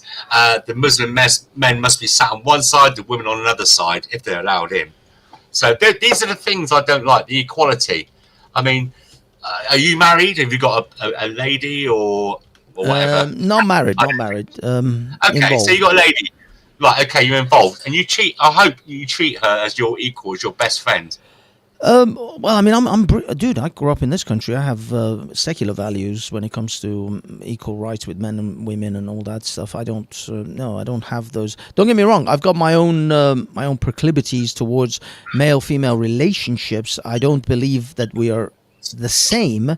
I believe men and women under the law should be equal, but we're not the same. We have our roles in our relationships. We have our places, and we behave accordingly. And if I behaved feminine in my relationship, I'll promise you my woman won't be attracted to me. And if she behaved too masculine in our relationship, I won't be attracted to her. So we keep the balance of our feminine and masculine roles within our relationship in order to sustain our relationship. Of course, that's the attraction. That's the attraction, though, isn't it? Exactly. Men have always been, I have to say it, but men have always been a hunter-gatherer. I'm old school where I'd hold the door open for the women, like you said earlier on, about paying for the meal. Doesn't mean I'm going to have a blowjob at the end of it. Do you know what I mean? Yeah. It would be nice. It'd be nice. But, we've got to be, the equality. They banter on about equality. Everybody's got this equality, but there's no equality. It's bollocks. I see balance. There's the equality. If you're talking about equality as in keeping a harmonious balance in your relationship of both of you acting within your roles in that relationship, then yes, there's that if that's your interpretation. But the problem with the interpretation of equality with the feminist movement is that they don't just want equality of choice. They want sameness. They want men and women to be the same. They claim men and women are the same, and that's the problem with feminism. Is they think that men and women are the same. We're not the same. We're not attracted to the same things. We're not attracted to the same characteristics, and so women and men have. It's caused a fracture between women and men, and them understanding each other, because feminists think that the things that they like in a man is the same thing as men would like in a woman. So I'll give you an example. The feminist idea of what a man would like as a what makes a high value woman, for example. The first thing they'll say is, "Oh, I'm extremely ambitious. I have 2 degrees. I have my own business. I run this. I do that, and I do this, and I'm and all of these things." And men are not attracted to these things. These are the features that women like in men. They want a man that's ambitious, that's well educated, that has a business, that makes good money. Oh yeah, that's another thing women go, I make £200,000 a year and I drive a Ferrari. It's like, a man is not men don't give 2 shits about your wage or your cars. They literally, a multimillionaire can see a girl at the checkout in Tesco's and marry her, because he gives no shits about her financial background. He only cares about her qualities.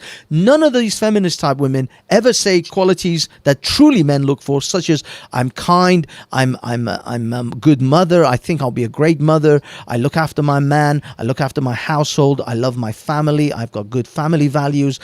Even if people care, religious values, I'm a pious religious person. I don't sleep around. I am very careful with the men that I commit to, because I want to make sure that this is a commitment for life. I take marriage seriously. Those are the things men want.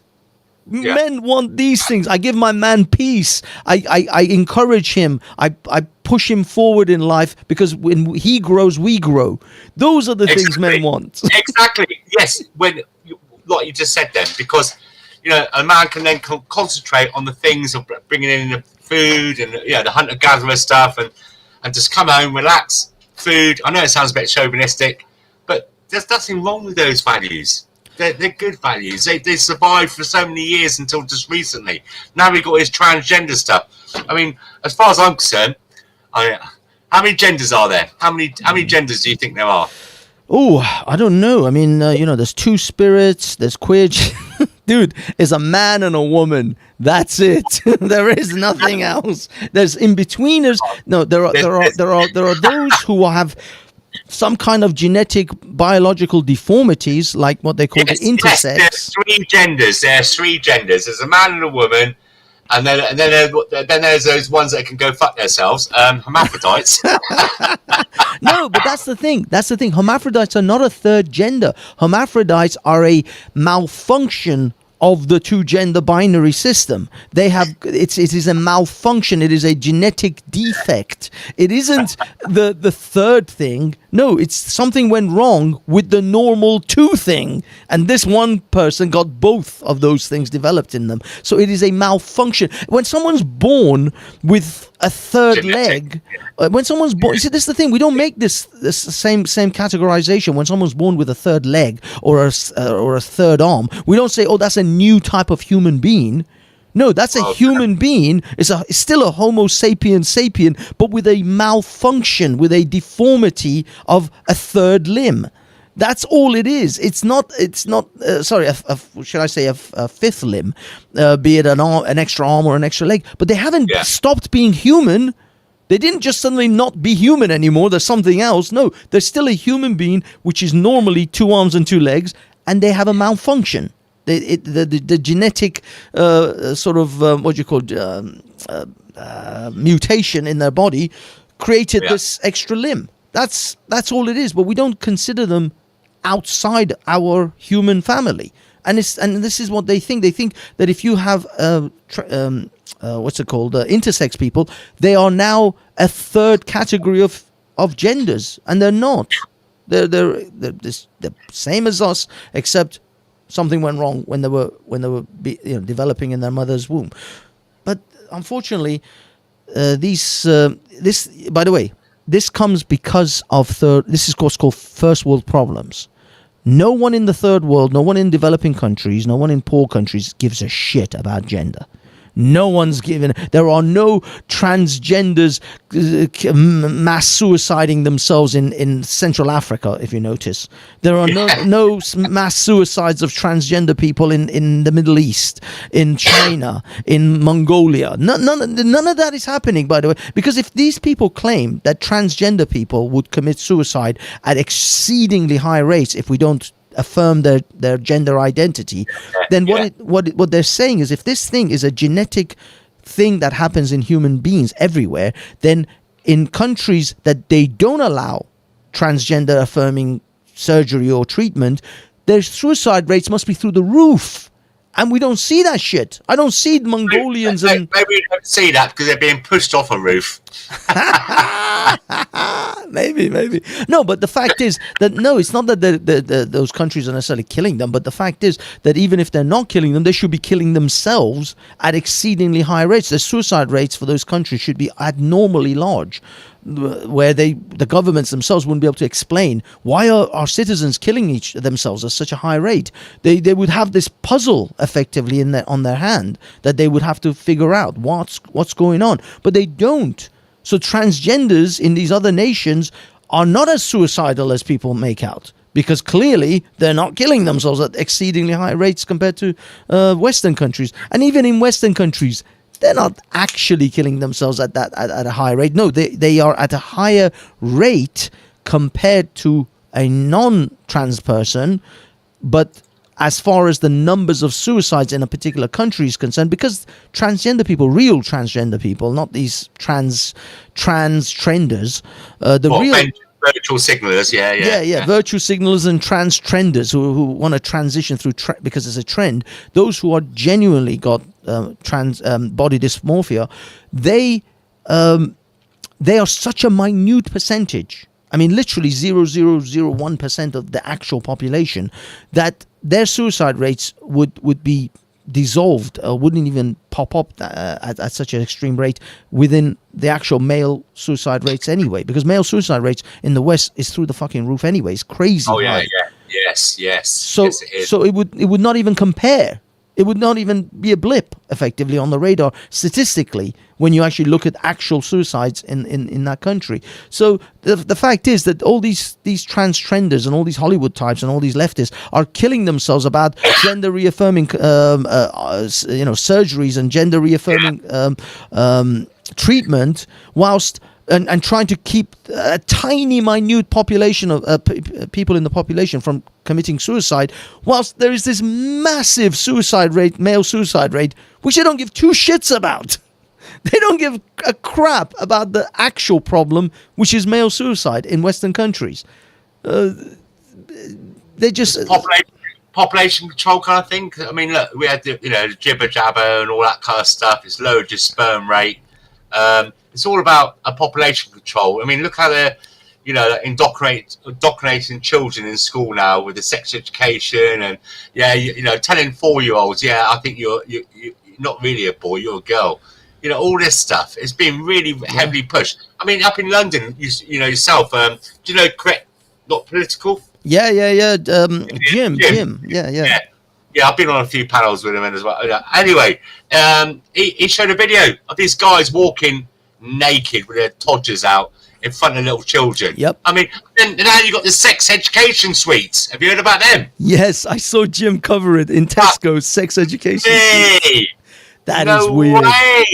That what is the hell weird. is happening to the world?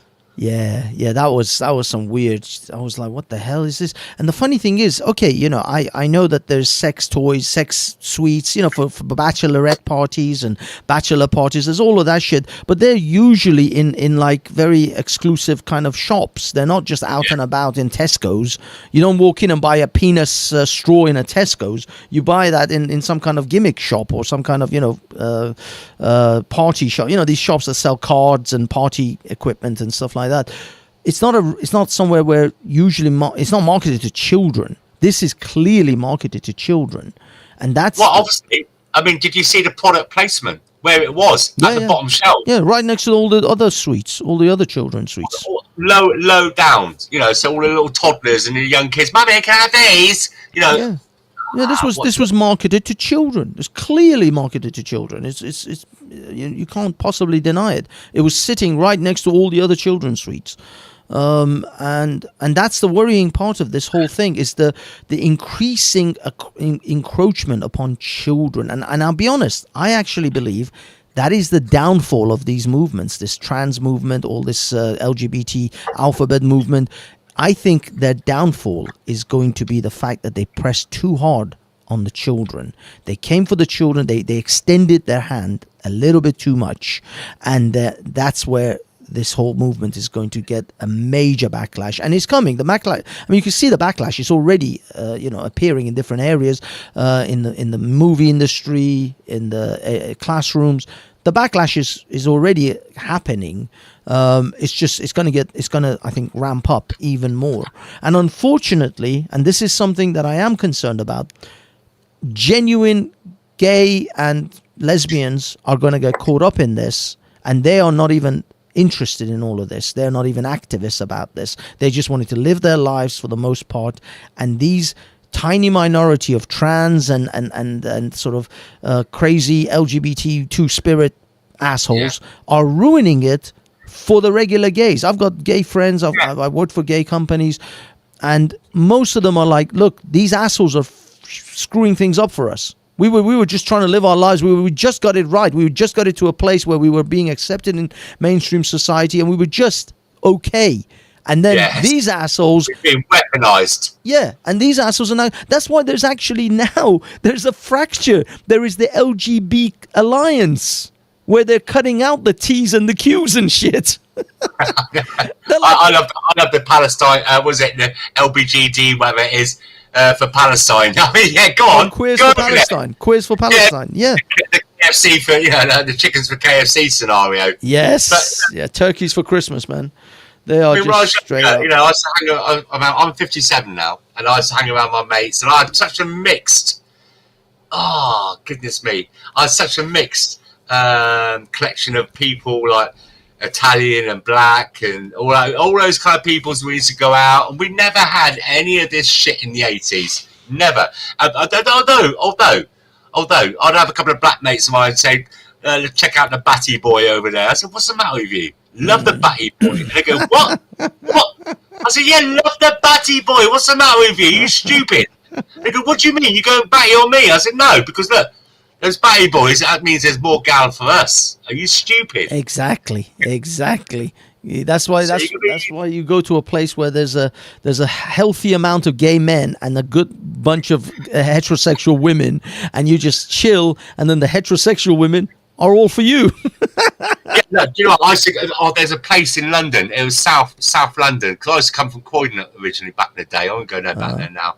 And it was, what's it called? Term Mills or something like that. It's a proper little Batty Boy club, as they called it back then. And you go in there, and the music was banging, the vibe was good. They always had the best. I shouldn't promote this, but always had the best drugs. They always knew the best stuff to take.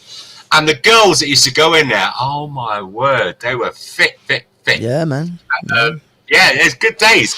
But now it's just been weaponized and turned around. Yeah, it's a shame. It's a shame because yeah, I mean, so I used to work for a company that produced a gay magazine, and you know, no. This was like you know, there's a magazine called the Gay Times, and then there's also another one called Attitude, and these are the two top-selling gay lifestyle magazines. This is like a gay lifestyle magazine.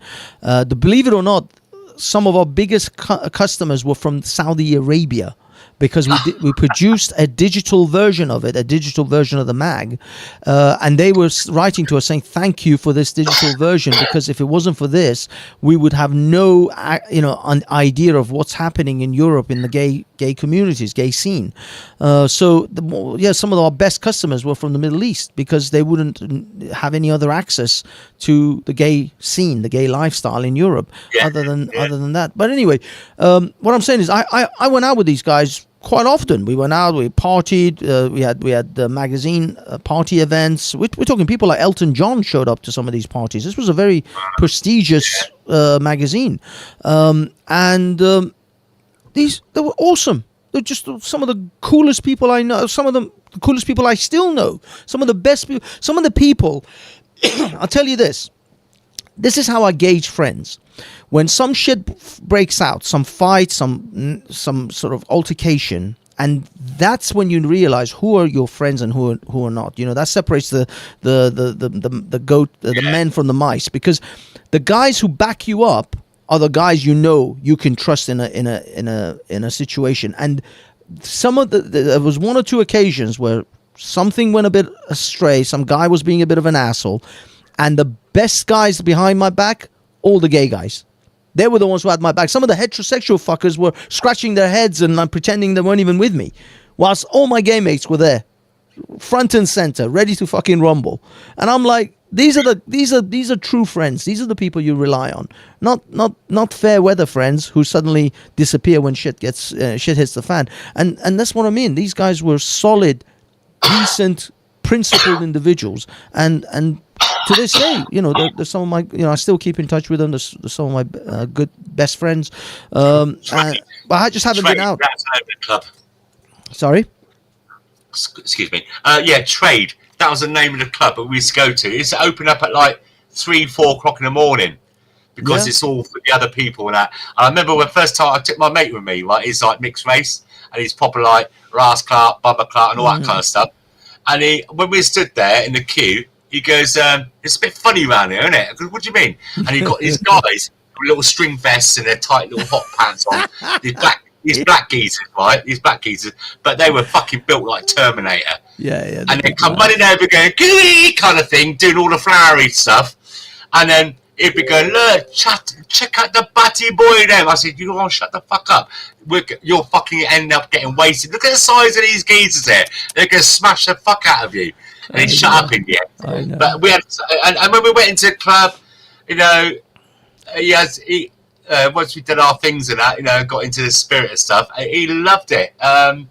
Yeah, I spoke to him actually. I haven't spoken to him for years. I spoke to him, I think, day before yesterday.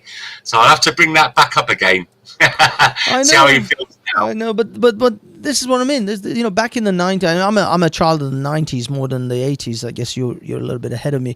No. My life really begun in the 90s when late 80s, early 90s when the rave scene come out. That's why I came, I did what do they call it then? A disco biscuit and all that kind of stuff. Right? That's when I came out of my shell and I just saw it was a Summers of Love, and you go to these free raves that just turn up out of anywhere. You go to a service station, a petrol station at 2 o'clock in the morning to get the directions to where it is. Exactly. They were good days. And you could walk around out of your head, spaced out, giving everyone hugs and sharing your water, and you never worried about being stabbed up or robbed or whatever. Yeah, it seemed much. I mean, don't get me wrong. There were people who were violent, but those were very, very few. And you were not. Yeah, you're right.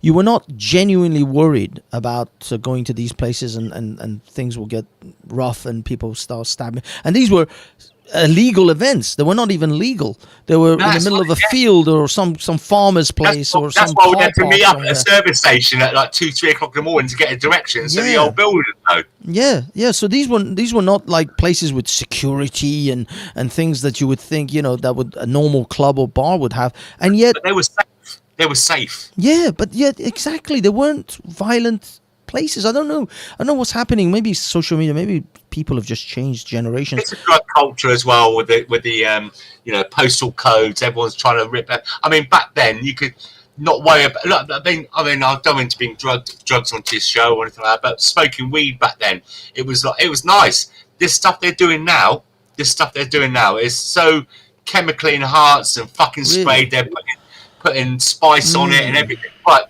look. Last time I smoked a spliff was 1994, right? Bloody hell. And then recently, because I've got really bad arthritis, I tried always CBD oil, I tried always other bollocks, and somebody give me a little bit of solid, the resin, polish, and I smoked that, and I thought the smell was so delicious, and I got a problem with my appetite at the moment. I just lost 4 stone in the past 8 weeks, so I started. I make myself the most skinniest fucking thing you ever seen. You think you'll never get nothing out of that, and that's enough for me, just to give me my appetite. And then one day I ran out. Somebody's friend made me a spliff, and it was made of weed. And I smoked this spliff, and I'll tell you what, fucking horrible.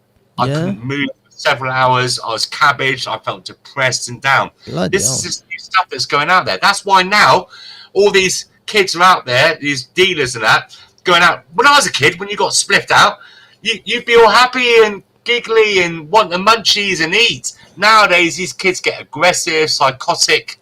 It's changed. Wow. It's changed in a big way. I guess they're adding a lot of. I guess they want to increase, because I presume it's the police have clamped down a lot more in the getting this stuff imported into the country. So they're trying to increase the potency of what they have.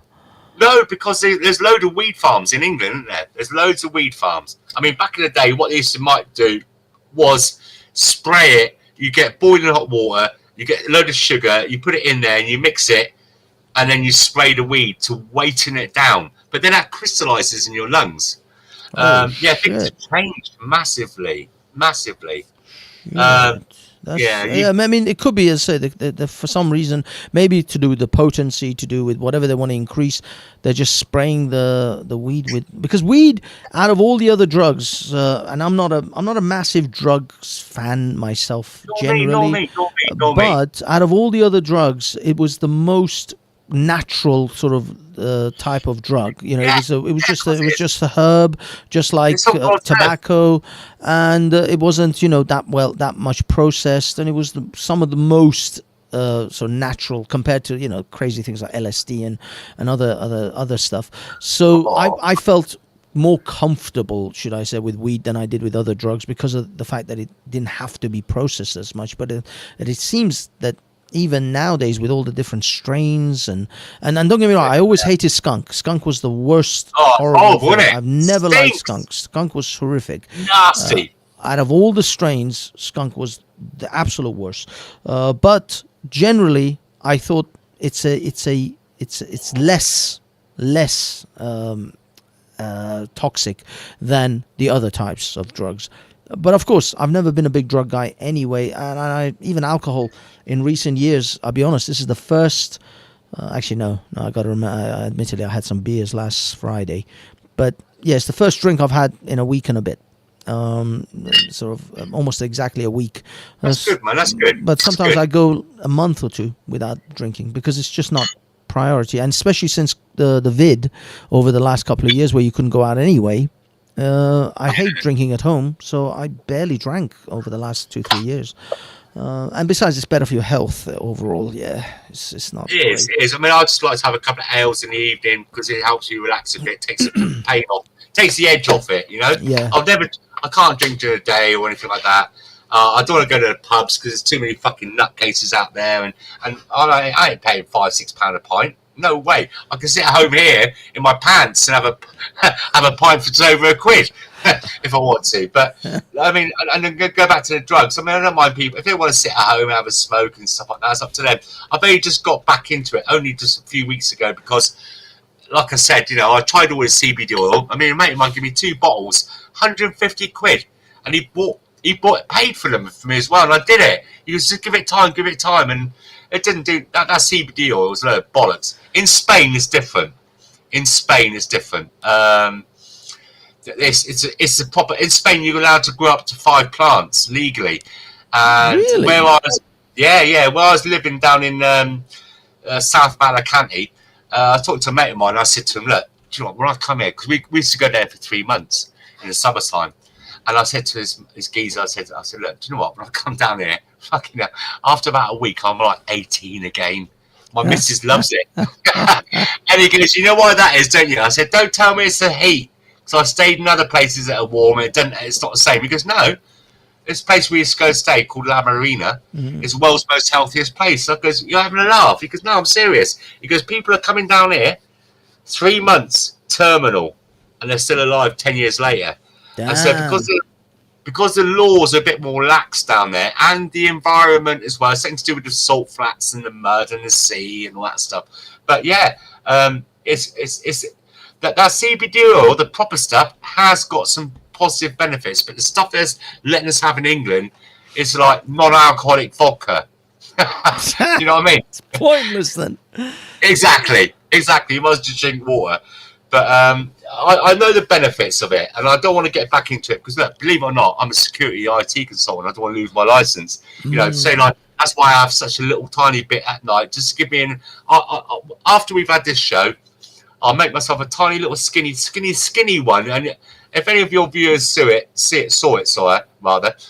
they'll say, "Is it worth smoking that?" But it's enough for me.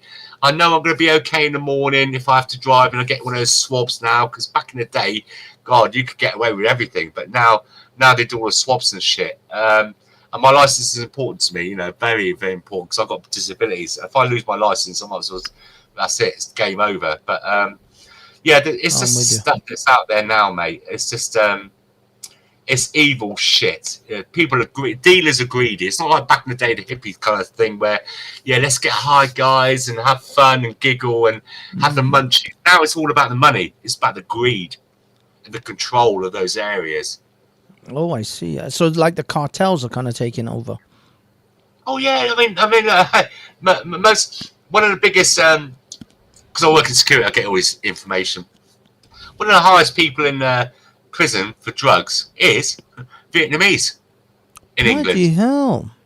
Yes, because the Vietnamese, you can't. I mean, you raid a property that's growing the weed. You know, got these weed farms. There's no paper trail to where they go. You know, and now it's a lot of money. It's a lot of money involved. That's interesting. I never thought Vietnamese would be on that, even on that list, let alone on top Shocking, of it. Isn't it? Damn! You just don't expect these things. It's very unusual how certain, culture or people from certain backgrounds are getting involved in all of this stuff. That's crazy. That is an eye opener. That one.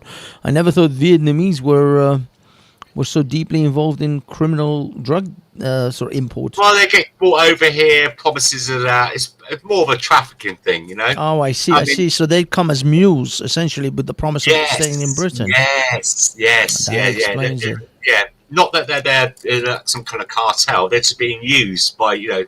Yeah. Being used. They're just mules, essentially. That's it. They're just. Yes. Yeah.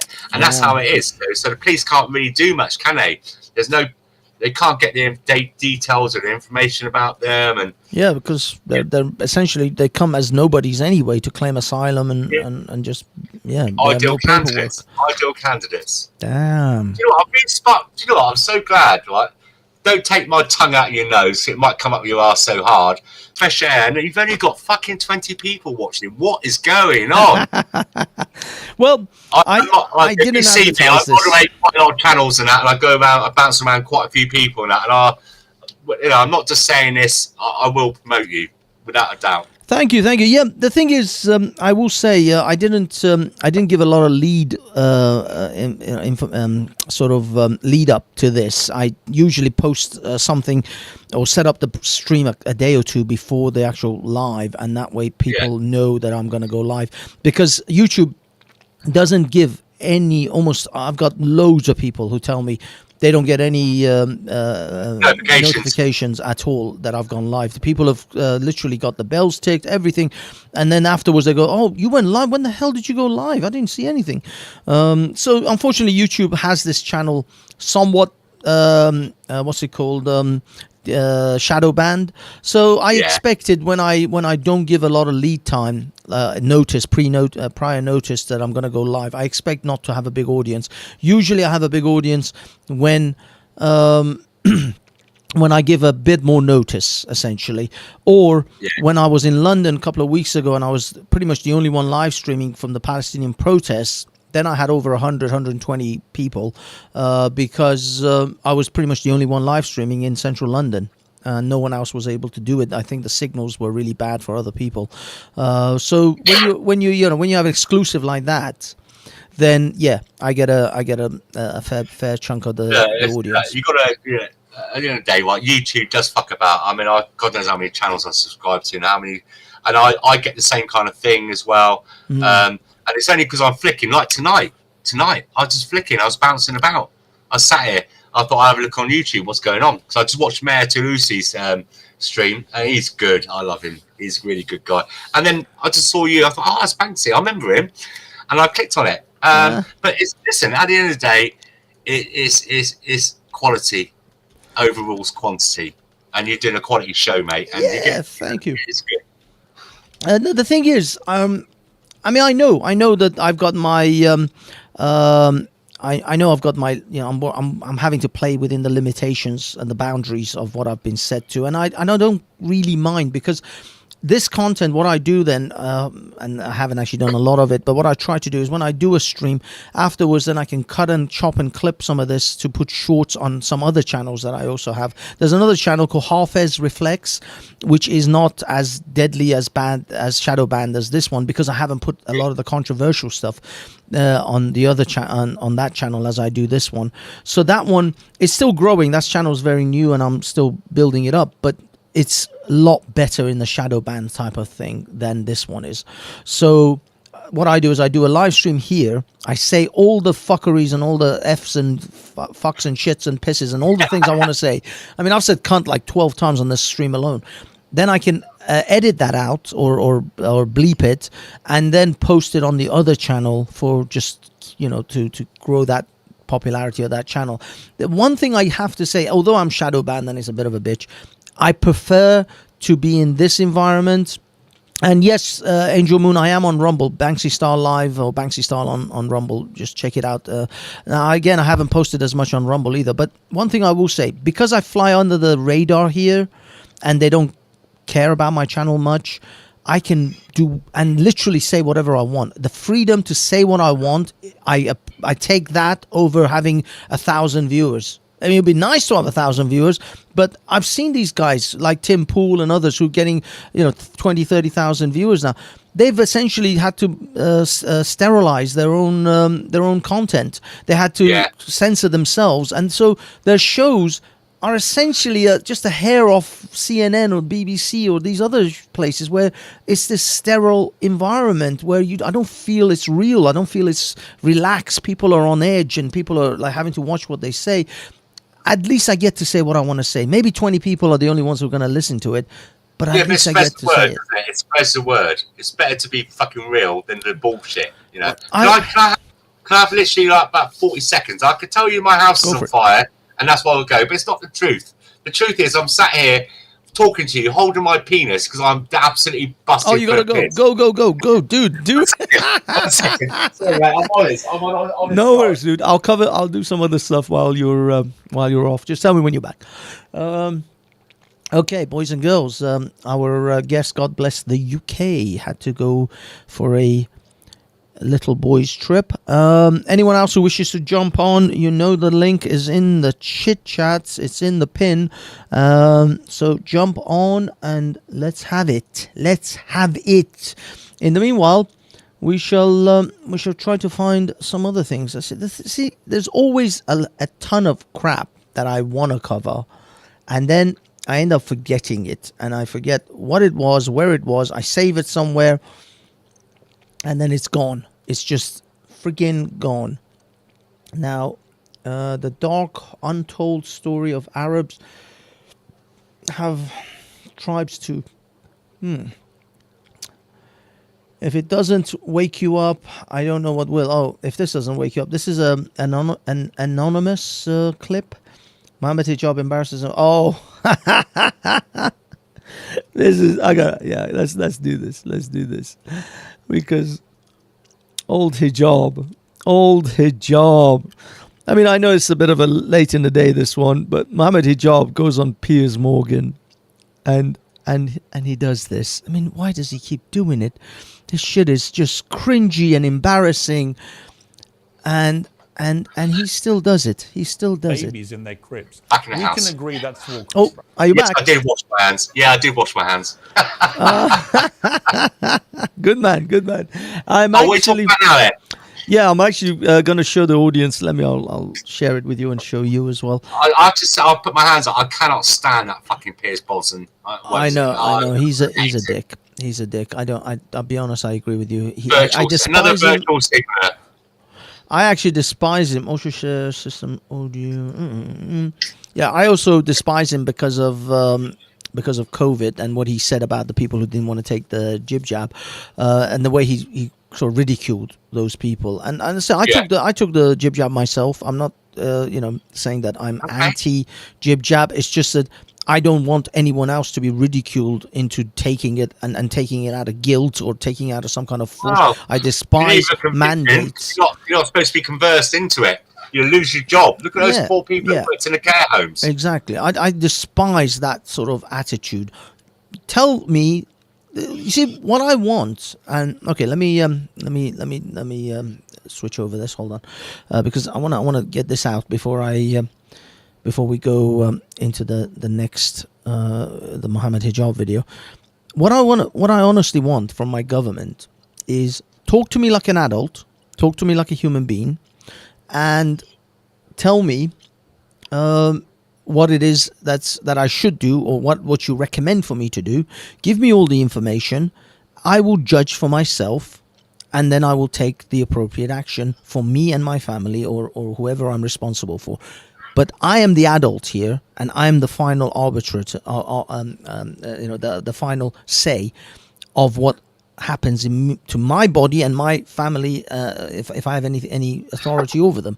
That's my decision. That's the freedom that I'm supposed to have as an individual in this country. Don't treat me like a child. Don't lie to me and force me to take medications and take things that I don't want to take, and act and behave in the way that you want me to act and behave.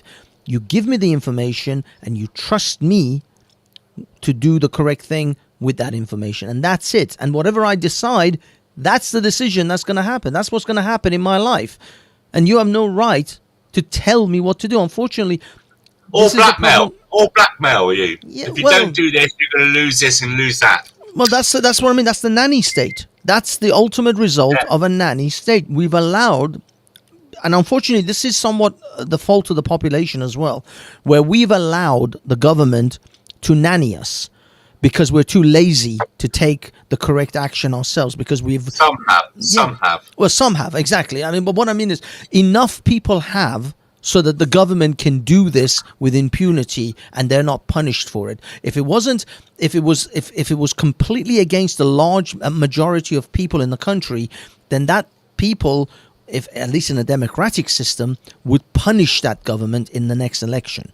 But unfortunately, these governments don't get punished. There is no punishment for your conservatives or for your Labour governments doing bad things. We don't, as a people, take that responsibility on our shoulders to punish them appropriately. And what happens to a child? They say, spare the rod, spoil the child. That's what we have as far as our governments are concerned. They are spoiled children who think that they know better than us as far as how to run our lives. And that's what I despise, is that, number one, we allowed it. Number two, they think they know better than me about how to run my life. And I despise that, because I know for a fact that I don't think that Piers Morgan or Boris Johnson or Rishi Sunak knows better than me how to run my life. I know how to run my life, and I'm perfectly happy for doing it. And if I make mistakes, it is upon my head, and I'm man enough and I'm mature enough to take those responsibilities on my shoulders, because I was raised as to become a man in this world by my parents. My parents didn't raise a grown child. They raised a man to take responsibility for his life. And unfortunately, that's what it is. I don't think parents have raised men anymore. Parents don't have, they didn't raise grown adults. A lot of parents these days don't have that. That child doesn't have that man in their life. There's a problem. And look up in London, you know, all this gang culture. But then you say about governments, but is it governments or government? Because you've got Labour and you've got Conservative, but it's still a government. You're right. You're right. Which is a pint of piss or a pint of shit. What are you going to What are you going to swallow? No, you're right. You're right. We've got a homogenous single government system now. Oh, wait a minute, Hassan, my good friend. I'm sorry. I just want to make a quick announcement.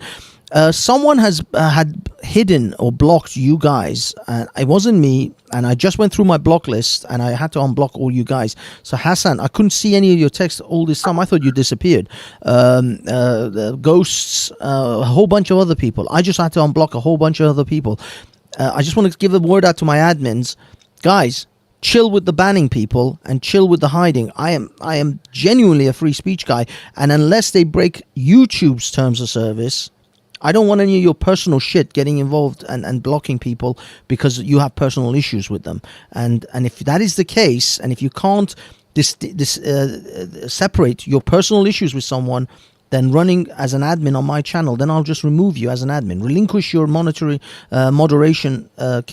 facilities or your ability to be a moderator. If you can't do it responsibly, then don't be an admin on here. But I genuinely don't want people banned if I don't feel that they've done anything wrong as far as YouTube's terms of service. YouTube's terms of service is the only line that we have in the sand here. Everything else, they can call me 1,000 cunts for 100 nights, and I don't give a shit. But if they break YouTube's terms of service, and that's going to get the channel banned, then sure. Exactly. 5T3 is coming. I know him. I know him. He knows me, and he'll tell you I've got quite a bag of spanners. I don't want them, but. And the thing is, right? I've been attacked by some little pricks down there. I don't give a fuck. Carry on. But the only time you should take somebody up, I'll time them out first. I'm quite a cool moderator. I'll say, listen, right, I'll message them. I'll say, listen, you get overstepping on the line. Don't keep doing it. You're timed out for now. Carry on, you're banned. Now, the only thing moderators should ban people, never bring in personal things, is when it attacks your channel and it could be taken down.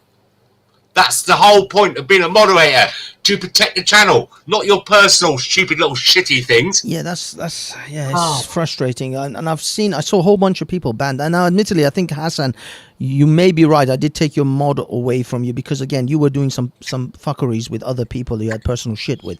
So I'm giving you... I've given you your mod status, but chill. Okay, don't blank and block other people if they're not, if they're giving you personal shit. that's you're gonna have to deal with that, but not other people. Oh my goodness, who do we have here? We have a person up in this biatch. What's up, Barnabas? God bless you, UK. This is a gentleman called Barnabas, although his nickname at the moment is Midlife Bro Logic, because he's trying to promote. I've rebranded. I've launched my channel, Hafez. I'm Midlife Bro Logic, but you can call me Barnabas if you want. All right, but that's how I know him. I know him as Barnabas from another channel. But this is our American friend, coming down. Sorry, go on. Nice to meet you, fella. Pleasure. Yes, Barnabas. So you lost Barnabas, as in you had a channel called Barnabas. Tell us the story. What happened? I had a channel called Barnabas Jams. It was just a music channel. I'd play guitar and I'd record like when I go to concerts or when I'd play out. And then I had a girlfriend who I broke up with, and this is not like a joke, but this is true. She like has, I don't know, schizophrenia. She accused me of being paid by. She accused me and my brother's roommate. This is just an example of the insanity. And I know this because she emails me, and she also posts things on TikTok that I'm aware of. And she accused me and my brother's roommate of being paid by Madonna to gang rape her and record it and live stream it so Hunter Biden could masturbate.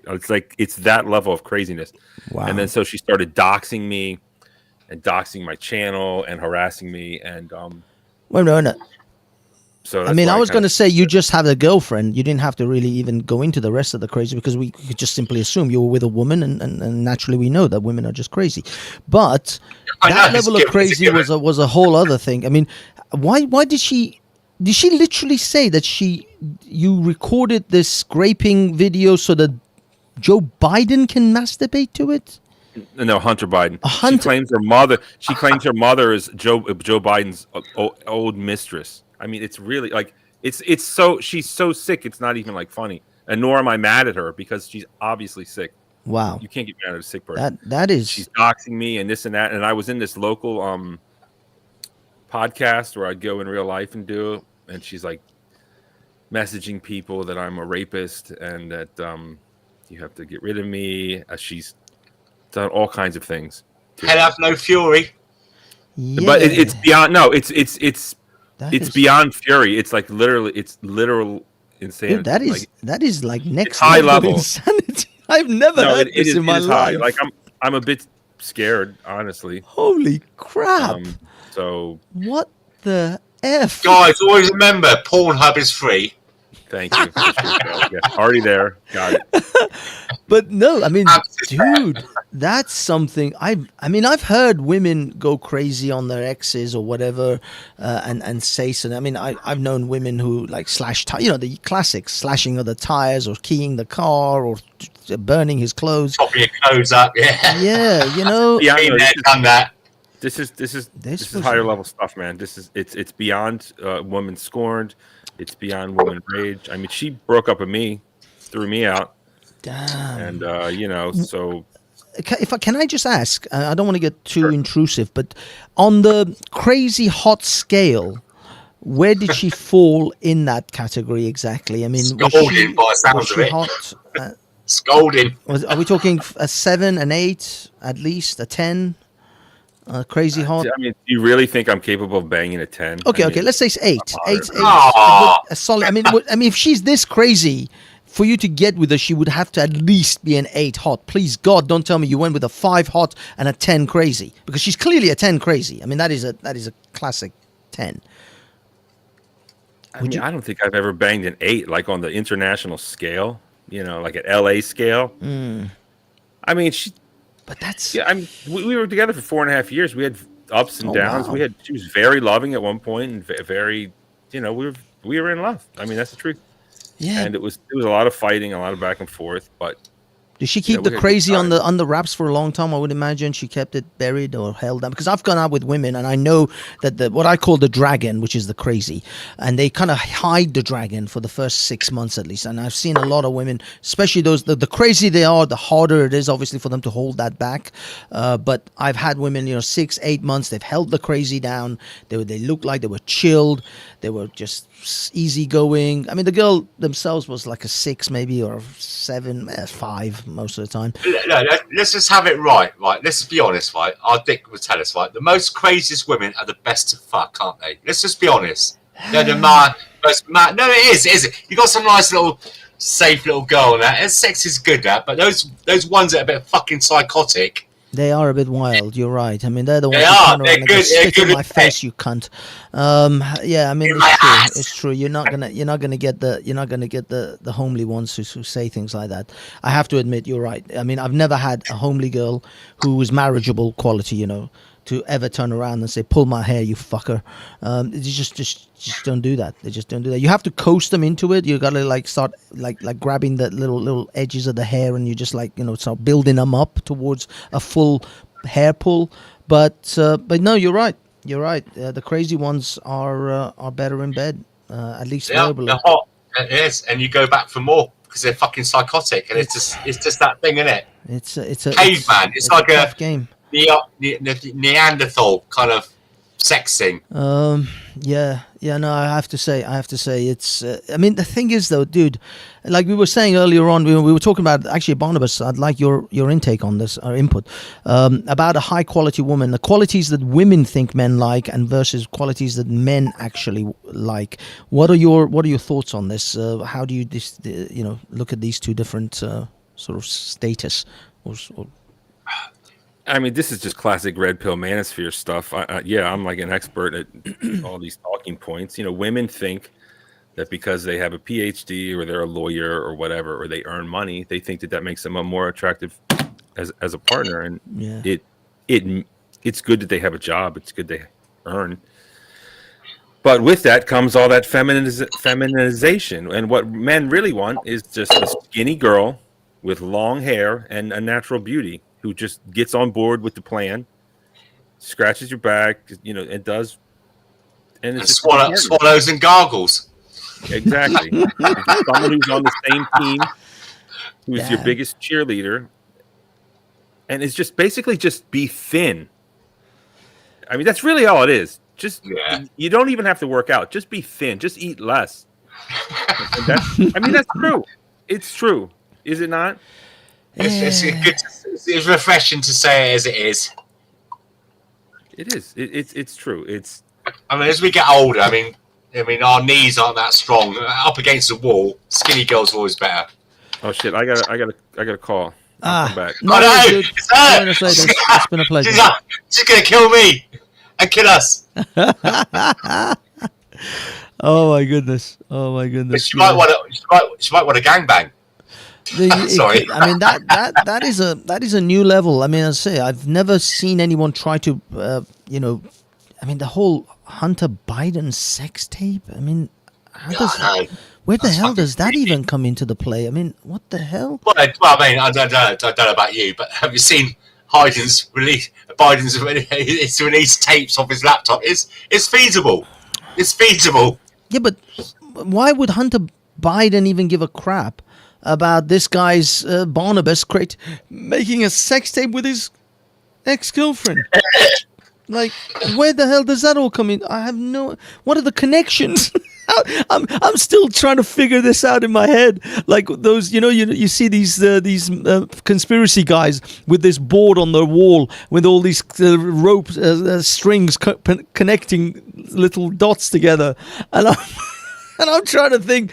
Okay, we got Barnabas, his ex-girlfriend. How does this connect to Hunter Biden and the porn tape?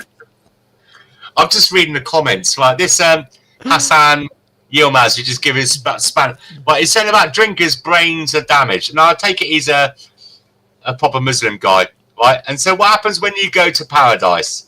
You get young boys waiting on you with alcohol, with wine, as much wine as you want. So what's the difference between now here and that in paradise? Does he ever come on panel? You see, this is the problem, Hassan. No, hold on, because Hassan has a problem with Jews. He's had a problem with Jews for a long time. Was she Jewish? Like, see, Hass, this is the problem, dude. This is now. You remind me. I remember now why I fucking had to take your admin away from you, because you go so deep on the Jews, and you know that YouTube is gonna have a bug up its ass. I'm already in the shithole and the fucking shit list with YouTube, and then you go and put this sort of shit in my comment section. And that's why now it's completely fucking clear to me. I might have banned you myself. I fucking forgot. That's why you keep fucking around, because you have no shits to give. You have no fucks to give. You go deep on the Jews, and you know what it's like in this social media game. You know that you're fucking up my shit. Put this shit on your channel. Don't put it on my channel. Has he got a channel? Is he?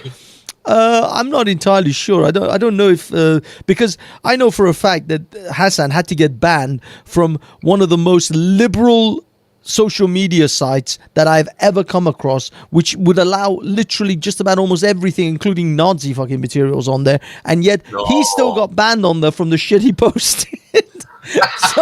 So I'm not entirely sure if there is a social media sphere in which Hassan can operate under, because he just goes so fucking hard and so deep on the shit, and you screw everyone else up. You're fucking up my shit, dude. You're fucking up my shit. That's all I'm saying. You just chill at least with my shit.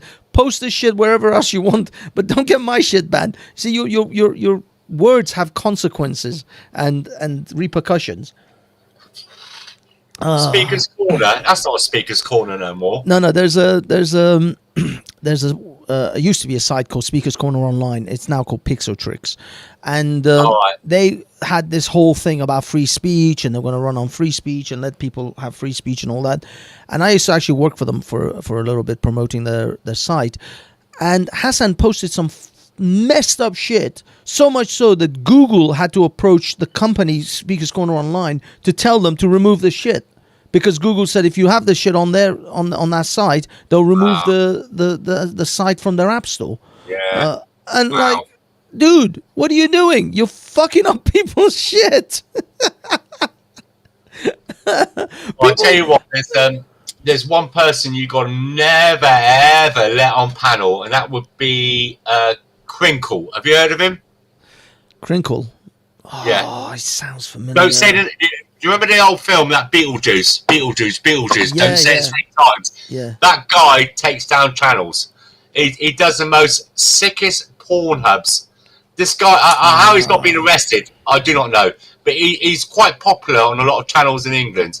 And please, I beg you, because I want to see your channel thrive. No. The thing is, I filter people before they get on before I put them on. I mean, I put them on the actual main. He's using the AI stuff. He's got so many sock accounts. He's clever as fuck. Yeah, but the thing is, I filter people before I put them on the panel, so I can see them, or I put them on the panel, but their voice will be on the show, but the video won't be until I actually place them on the. Just be very cautious.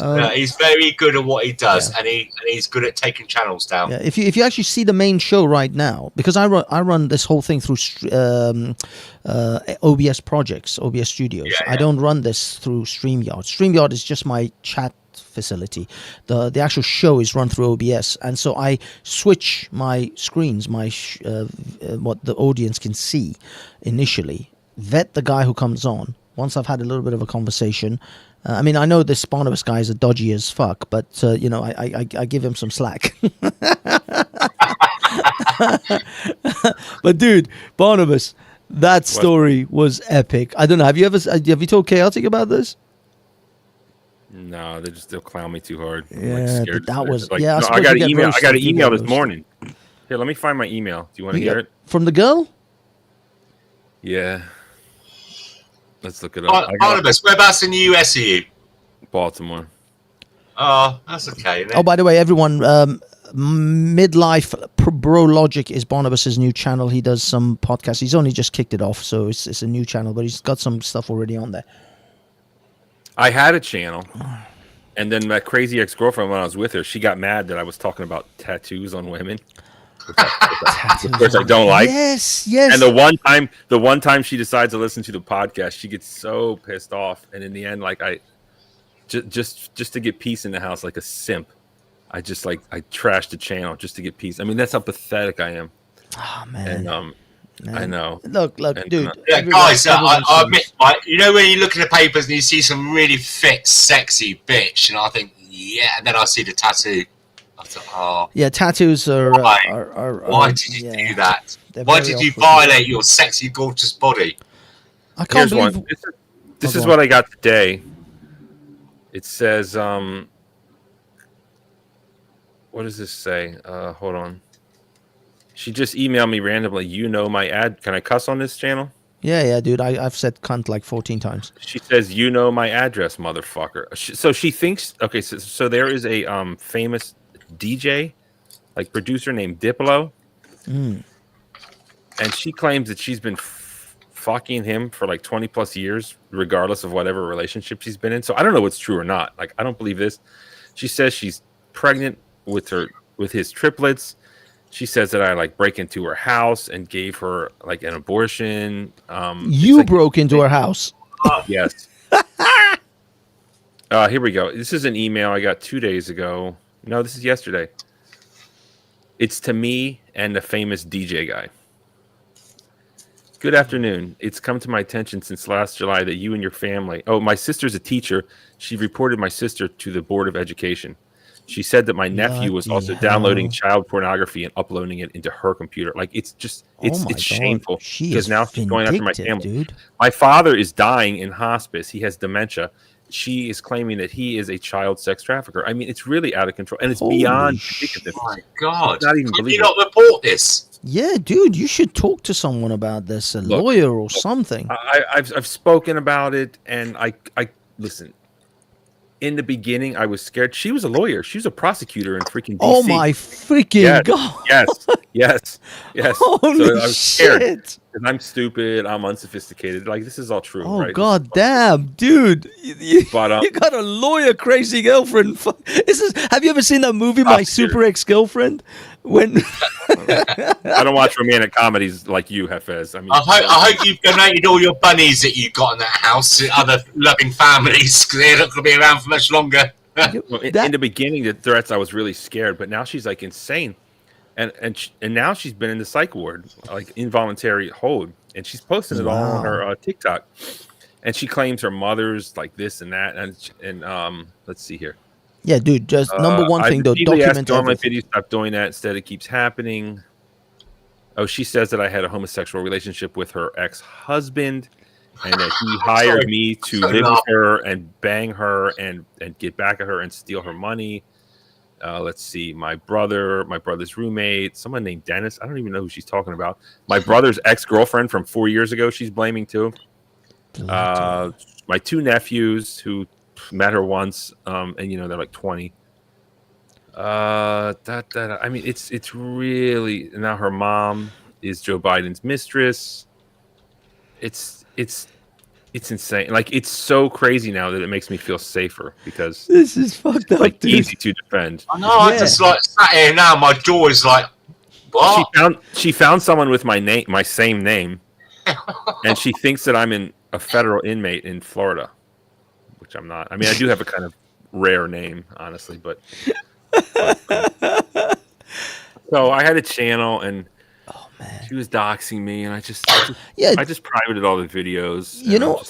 On your channel when there's a guitar, someone playing the guitar. That's you, right, at the beginning. Yeah, like a little intro. That's good, man. You messed around when you were playing with Dale, and we were all playing. Like, Dale was playing his trumpet, I was playing the harmonica. You pretended to play shit. I actually thought you were actually that bad. Sorry. I think I'm pretty good on guitar, honestly. Yeah, no. But I had to be in like a band, but I'm not in a band at the moment. Oh, but, yeah, no, you're talented, man. I was surprised you actually have some skills. That was shocking because you look like a man of low achievements, but I mean, I am. Plenty of people can play guitar in their bedroom. What's the point? I'm messing with you, man. I thought you actually ran probably a comedy channel somewhere. That's why I was surprised. I thought you have to be. You got probably like a stand-up comic or open micer or something like that. I actually thought more in that way than I did musical. Well, honestly, so I'm a band nerd growing up, right? My family is all in bands. We play big band era music. That's the kind of stuff from the 40s and 50s. I don't know if you're familiar with any of that. I know you're from over there, but I've had many failed YouTube channels, honestly. Yeah. How come? Give up, and I had a cooking channel. A cooking channel. Yes, I can cook, and that's amazing. Oh, and then I had man. another channel. So you've been in this YouTube game a while then? Well, I just had my music channel for a minute, but I was just like posting just low quality videos and stuff, like when I would have a gig or whatever. But that I would talk about music too. I would do like reaction videos to like music I like, or I'd do like product reviews. I mean, no one really liked it, but can't you? Weren't you able to like migrate some of that stuff, some of the subs to your midlife? You couldn't advertise on there. Is the channel gone now? You can't post anything on there. It's just gone. It's done with. Oh no, the Barnabas Jams. It's just all privated. All right, but can you still post? If that's the case, then post midlife bro logic stuff on there to get the audience migrated. I mean, I don't want to have a channel with like everything. I just want to be like CT, but my own style. I mean, he's good, right? Like, I want to be like that. So you just want to start from scratch. You're not interested in getting some of that audience from the other channel. Was there a lot? Was there like what are you talking about? No. Oh, okay. Like 300. Oh Christ, dude! I thought you're probably gonna say like you had 20, 30,000 subs and. No, I'm a nothing. I'm a nobody. Your initial impression was correct. I'm a nobody. I'm a loser. I'm a man of low achievement. No. I was busting your balls on that. That was a true. It hurts. It's fine. That Barnabas. Come on, you want to host? You're an all right geezer. At least you're getting yourself out there. At least you're trying. Yeah, let me give you guys a little intro as how I know Barnabas. I know Barnabas from what we call the CT or Chaotic Truth channel, who's a guy who runs a political, I guess it's a topical news channel where everyone jumps on the panel and we all bust our butts. There's a lot of ball busting. There's a lot of banter on that channel, and that's how I come across like Barnabas, and he was like my supposed nemesis on there, and then we had a little back and forth, and that's what I mean. That's why it's all in good nature, good humor. That's why when people in my chat are like fucking accosting me because I said you're a man of low achievements, and he's like, oh, how could you say that? I'm like, dude, come on, I'm just busting his balls. We got this thing. It's all right. I don't mean it. Let me look at the YouTube. I'm looking at the stream. Oh, he says, geez, that was not nice. I'm getting shit from my own audience now. But yeah, no, I mean, I have to say, a person. I mean, when we were doing a little talent show some weeks back, when this guy called Dale, who's on the spectrum, was playing his trumpet, and then I started. Yeah, no, the guy is funny as hell. Don't get me wrong, but he is on the spectrum, and heavily on the spectrum. He's not light. He's not in the middle. But he was playing his trumpet, and then I started playing the harmonica, and then Barnabas got his guitar, but he played really badly to like kind of fit in.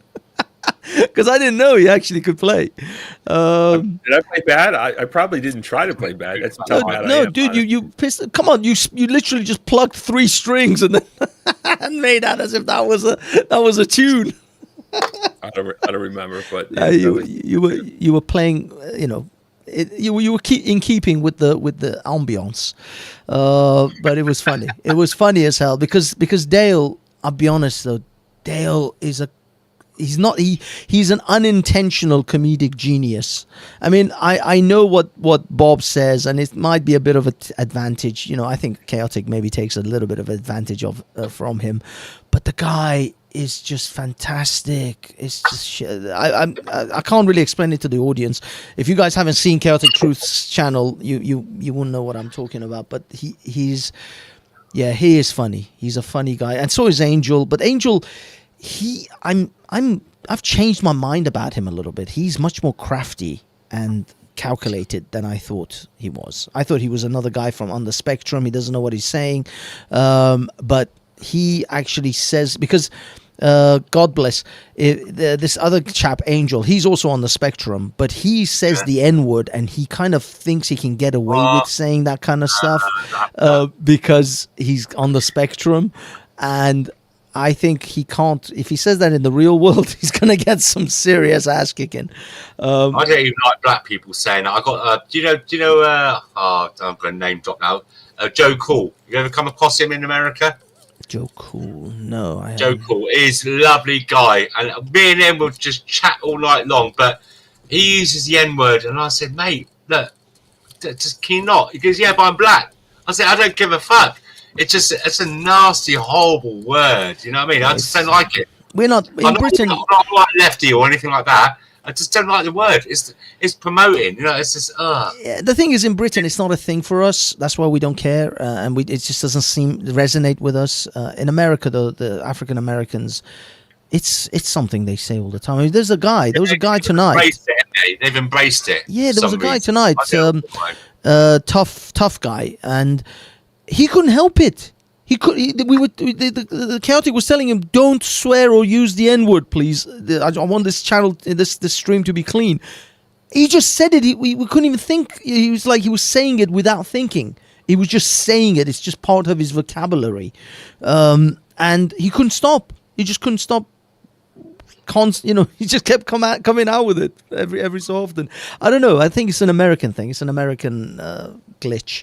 In Britain, we don't suffer from it, but it is what it is. I mean, I don't care. I mean, in Britain, yeah, we have like the P word for Indians that we don't use, and we have slurs. Abbreviated, right? That P word is abbreviated for Pakistani. It's Pakistani shortened to. Well, I'm going to say it because I can kind of semi get away with it, but it's Paki. They shorten the Pakistani. That's not a bad word. Oh, it is. In Britain, it's as bad as the N-word for Pakistani people. Indians. That. Yeah. In Britain, it's a slur because they used to say that to just about as they were approaching a Pakistani guy to beat, or an Indian guy to beat the crap out of him. The white. It wasn't used as an N-word. It wasn't. Yeah, it's just abbreviated to shorten it, like the Australians call us Brits, instead of British. You know what I mean? That kind of thing. That's how I look upon it. But the N-word is a totally different category. It is true.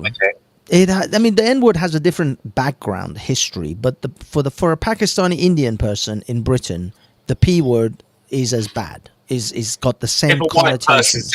If a white person says it. Exactly. If a white person says it to an Indian, they regard it in the same way as if you said the N-word to a black person. It's just it's from your perspective. That's the thing. It all comes like you see Barnabas. The minute I said Paki, he was like, "That's not a bad word." In fact, it's in America they don't regard it as such a they don't regard it as a bad word in any way. They used it in the movie Jurassic World.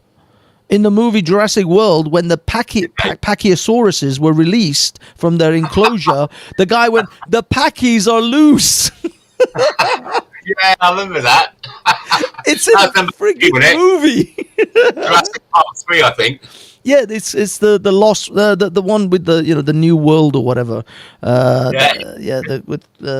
So anyway, that's what I mean. Americans, they don't clock it. But that's how it is, dude. That's cross culture. If you say that word, let's just say it again, Packies, right? You go down to the Packie shop. It's not meant like as in racist, right? It's an abbreviation of Pakistan. Yeah, it's not. I've mixed with so many different people in that, and it's never been. And I obviously because I'm white, and when you're on a building site and stuff like that, no one says that word Pakis like as in the N word.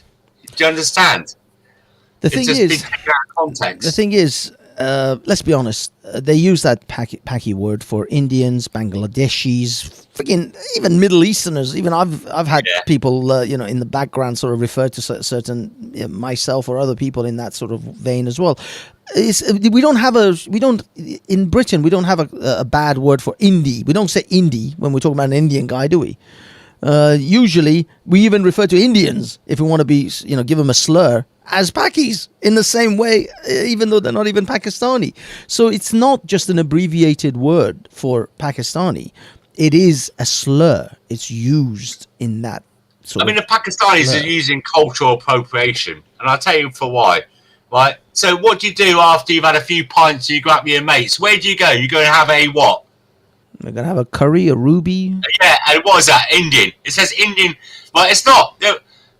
99.999% of the Indian the curry houses are Bangladeshi.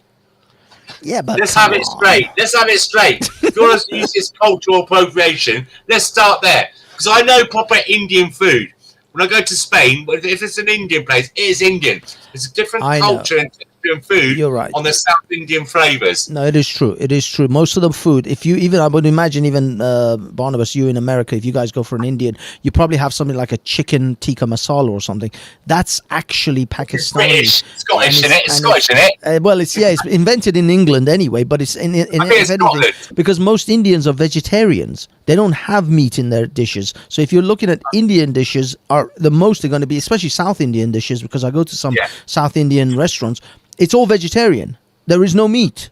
It's good, wholesome food, but there's no meat in it. Indian food doesn't have, it's Pakistanis that have the meat, but nobody calls it nobody says I'm going to go for a Paki. Everybody says I'm going to go for an Indian. Exactly. It's crazy, isn't it? Nobody says, nobody cares. Nobody. Anyway, this conversation is dragging on. So, so Barnabas, tell us more about your crazy ex, because that seems to be the highlight of this conversation. There's a clip of me playing guitar if you want to do that in my unlisted video. Yeah. Like Post the link. Give me the. Oh, you dropped the link. Yeah. Oh, good man. Let me check it out. I used to live with the Indian girl. I went to India. She's from Hyderabad. She's Christian. I mean, we ate meat. Nice. But if you're she did.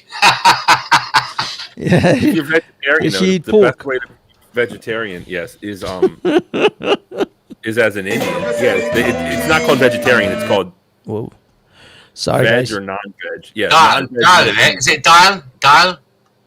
What? Dal. Dal. That's. Oh, dal is just like the lentils. Yeah, it's a vegetarian. Vegetarian. Well, you've got dal restaurants in England. They're like vegetarian. All right, guys. Let's hear Barnabas do his thing. Do his thing. I'm just opening another beer. I was going to have my food in a minute. Echo. Give me. That's not being you. All right, guys. Mute yourselves, because it's going to be an echoey situation until I get this bad boy done. Yeah, let's get that. Okay, I'm gonna play this.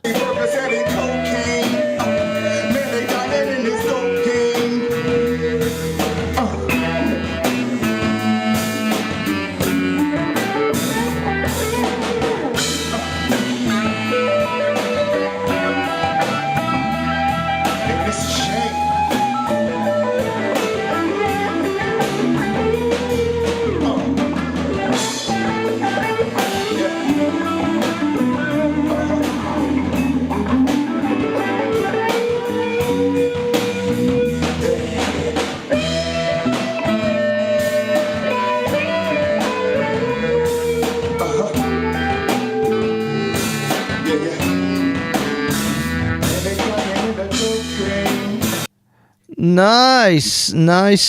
Shockingly enough, I'm actually in, I guess, a hip hop band with people rapping. I mean, I know it's shocking. It's not what I ever thought would happen in my life, but no, that was smooth, dude. Some other stuff too. Cool. Yeah, thank you. Oh, someone's. But I don't know, dude. Crazy X. It's kind of scary.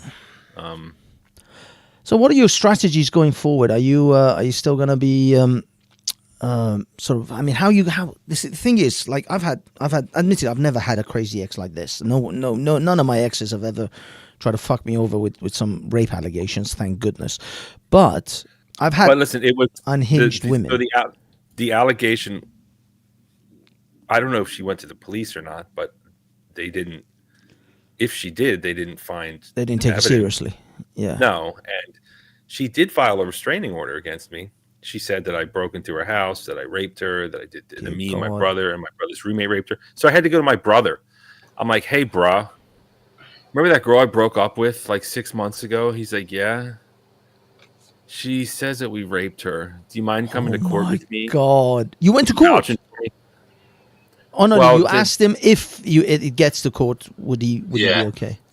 Listen, she filed a restraining order. This is not like a criminal against me. This is like in America. And I was learning. I never had a goddamn restraining order against me. Apparently, like if you go in there and you say that this person did all these things with no evidence, they will grant you a temporary. But within a few days, you have to go to court and plead your case either way. Okay. So you have to pay for that as well. Do you have to pay for that as well to go and defend yourself? Do you have to pay for a lawyer, or can you just stand in person and say? You can just stand in person. And I thought and me and my brother, we got together and we're like, and my brother's roommate. I'm like, hey, brother's roommate, remember my girlfriend? He's like, kind of. I saw her once for like 10 seconds. She's accusing you of raping her. Can you come to court with me? It's humiliating. And then you don't have to pay for court. And I was going to go with just this, like I had my location services turned on my phone to specific time. She said I raped her.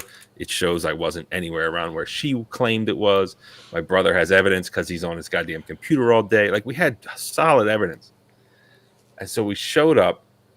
Then the court was like, oh, she wasn't notified that you were notified. We have to reschedule. I'm like, great. Damn. So my brother has to take off another day's work. And then he talks to his friends and they're like, oh, you need a lawyer. So I'm not going to let my brother pay for a lawyer for some crazy bitch I was fucking. So then I had to fucking pay for a lawyer. How much was that? A lot, man, because I don't know how much lawyers cost. It was $3 fucking grand is what I spent. I don't Holy know. shit. And we showed up and she didn't show up. I didn't need a lawyer at all. It's just like she didn't show up. Who gives a fuck? And it was just like, that's $3 grand just down the fucking toilet, man. And I'm poor. That is a bastard of a situation. And you wonder why some men turn gay. It's cheaper. Holy shit, man. Keep the faith, bro. And then it was like, okay, so she's whatever. So I have to like somehow, I still have to seal it. The cops came to my house when they filed their order and they took all my guns. I have to go get my guns back. It just really got me down and out, to tell you the truth, man. It makes me feel horrible. But like I'm becoming normalized with this like constant like every day it's something crazy. She thinks this supermodel named Emily Ratajkowski is stalking her. She thinks sorry for laughing. She claims that Emily Ratajkowski breaks into her house and sleeps in her attic and spies on her. I mean, it's just classic schizophrenia stuff. And she claims that Madonna is trying to turn her gay and steal her money, so she'll have nowhere to turn but to live with her and be gay. Like Madonna, you know, the singer. I know. Look, when you're telling us this and I'm laughing, you know I'm not taking the piss out of you. I'm just laughing at how bizarre it is. No, it is bizarre, but the fact that it's so bizarre, I just record all these crazy. Every morning I wake up, check my email. Let's see if I have some crazy threats or whatever. Then I check her 2 known social medias, and I'll record it on my phone, and I just have this huge record of all of her craziness. That's good, though. That's good. Keep the record. You got to keep the record. But that's you see how easy it is for a woman to destroy a man. And this is a woman that was just your girlfriend. Imagine if you were married to her and you had kids. But get this. So I mean, look, she would lie when we were together. Like all women lie a little bit, and they always say their ex was like the worst person in the world, which I'm sure all my exes say about me to their next man. And then you got a little dick, and you was just shit fuck and all that kind of stuff. Yeah, all that. And it's like I only half believe it, right? And she act like this man, her ex-husband of 17 years, is like the worst thing around. Blah blah blah blah blah blah blah. I only half believed it. All these other lies that I'm just like, I guess that's what she has to do to get by. Sometimes you just let shit slide, whatever. And then now, since I check her social medias, she's living with her ex-husband again. Like, what the F is? Are you kidding me? She went after 4 years of being with you. You were living with each other for a few years. Do you not know her family and her parents? Can you not like talk to them and say, "Look, guys, your daughter"? No, she's been in and out of the psych ward, and she's posting that her mother has dementia, and it's her mother who's putting her in the psych ward. I mean, she's really crazy. It's that's why I'm not mad at her. I can't be mad at someone who's literally insane. Mentally ill. Yeah, she's unfit to even stand trial for any. Fair play to you. Look, do you know what? I respect you for that, because you're not taking all this shit you've had to deal with. I've had some crazy women, and I've realised they've got some mental health issues, and you've not taken that vengeance. You've understood what it's about. Wow, you're top geezer. I could get her for harassment. I could at this point. I could get her for harassment, but I'm just not going to because no one believes it. And if you look at her page, everyone's like, "You're sick.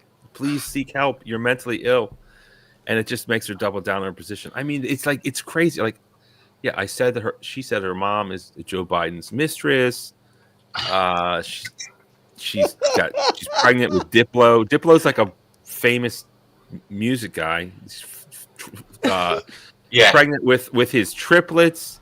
I mean, she's like 45, like me, more or less. You know, it's like, dude, you're not pregnant with triplets. That's fucked up, man. I don't know who you've been fucking, but you ain't pregnant with triplets. Give me a break. Damn.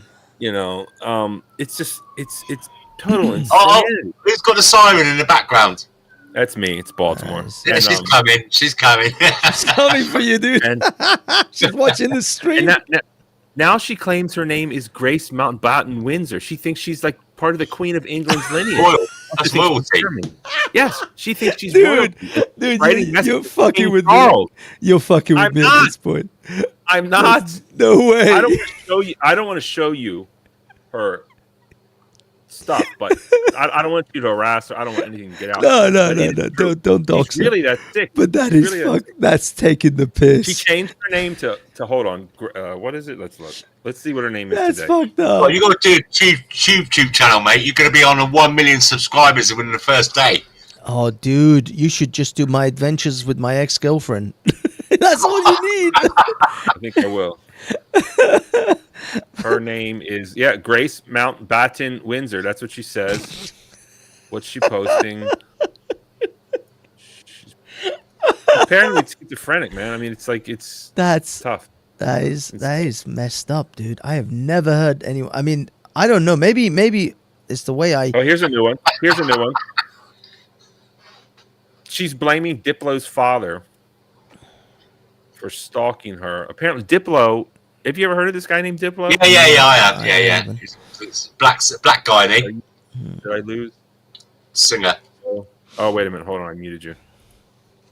Hello? Hello. Yeah. Can you hear? Yeah, we can hear you. Have you heard of this guy Diplo? Yeah. God bless him. He's a black singer, isn't he? No, he's white. He's American. I thought he was a rapper or something. He's like a DJ that does like clubs, and he also makes. Yeah. Go on. But apparently he likes black women sexually. Well, I was halfway there.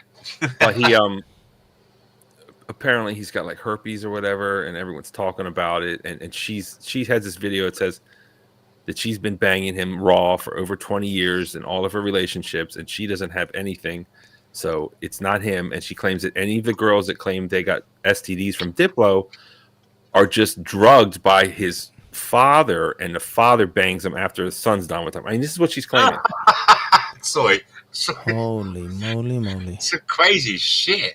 Here we go. Let me read this. Okay. This is just posted 1 hour ago. Grace Mountbatten. Oh, I don't want to say it. I guess I already did. Let's see here. Mitt Romney knows. These are her words, and she's also talking.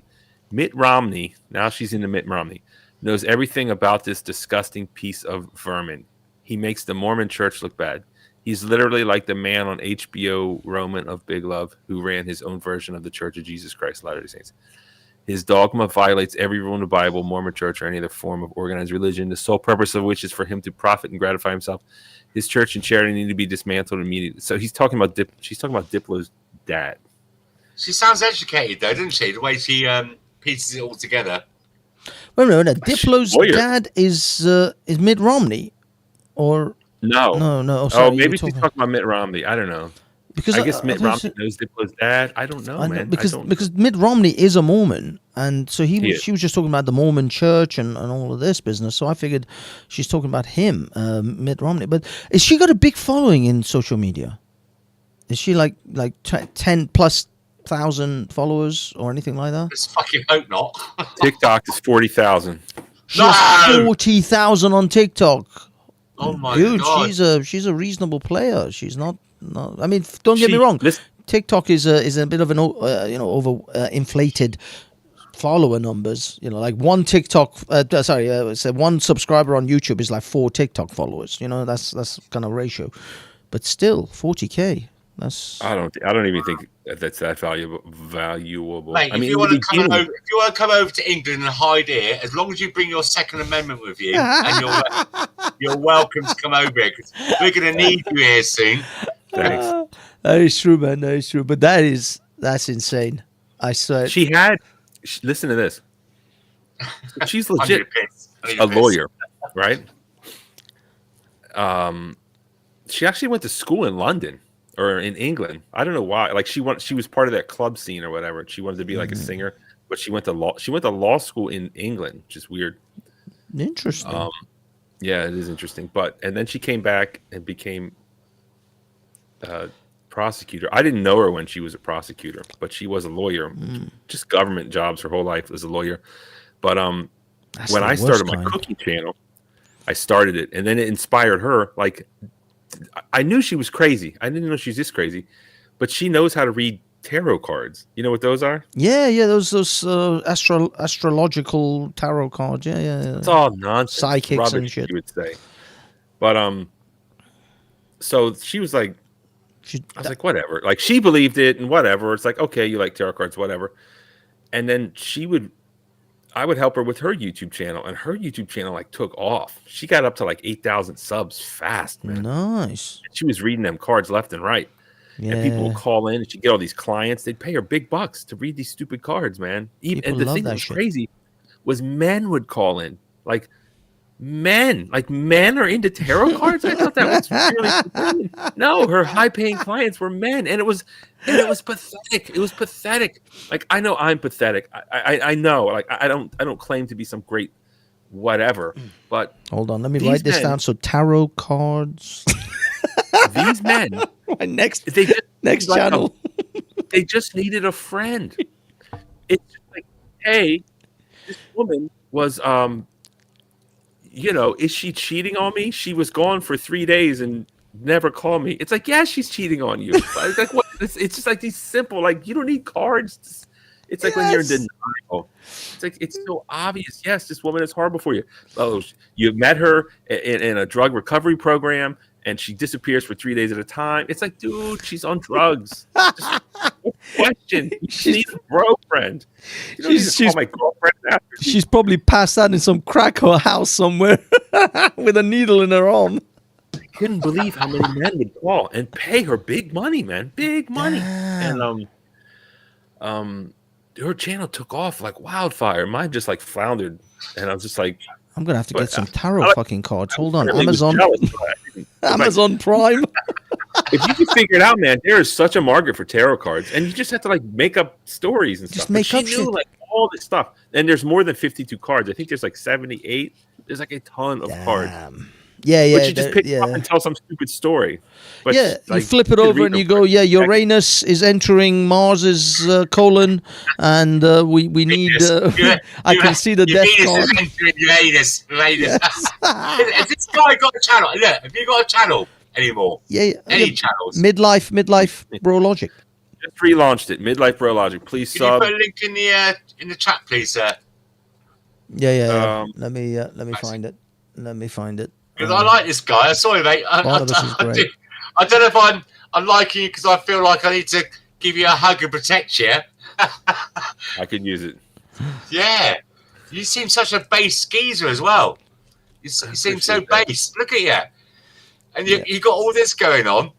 Right, I've got it. Hang on a minute. It's in the chat. It's going to take you to the about section because I was looking at his about. I'm trying to get in. I'm trying to find your IG, dude, so we can hook up. But I don't know where you are on IG. But I'm got 16. You've already got 6. Oh yeah, it's a new channel. Yeah, they just kicked it off. But they've actually already uploaded a fair few videos. They've got quite a lot of videos on there because they actually no. I take it back. They only have 4. I thought you had like 5 or 6. I was sure. And one live. Who, me? Yeah. Britney I thought Spears. you had more than 4. Oh well, I used to have a lot, but to tell you the truth, I'll tell you another secret about me. I've just started an acting career.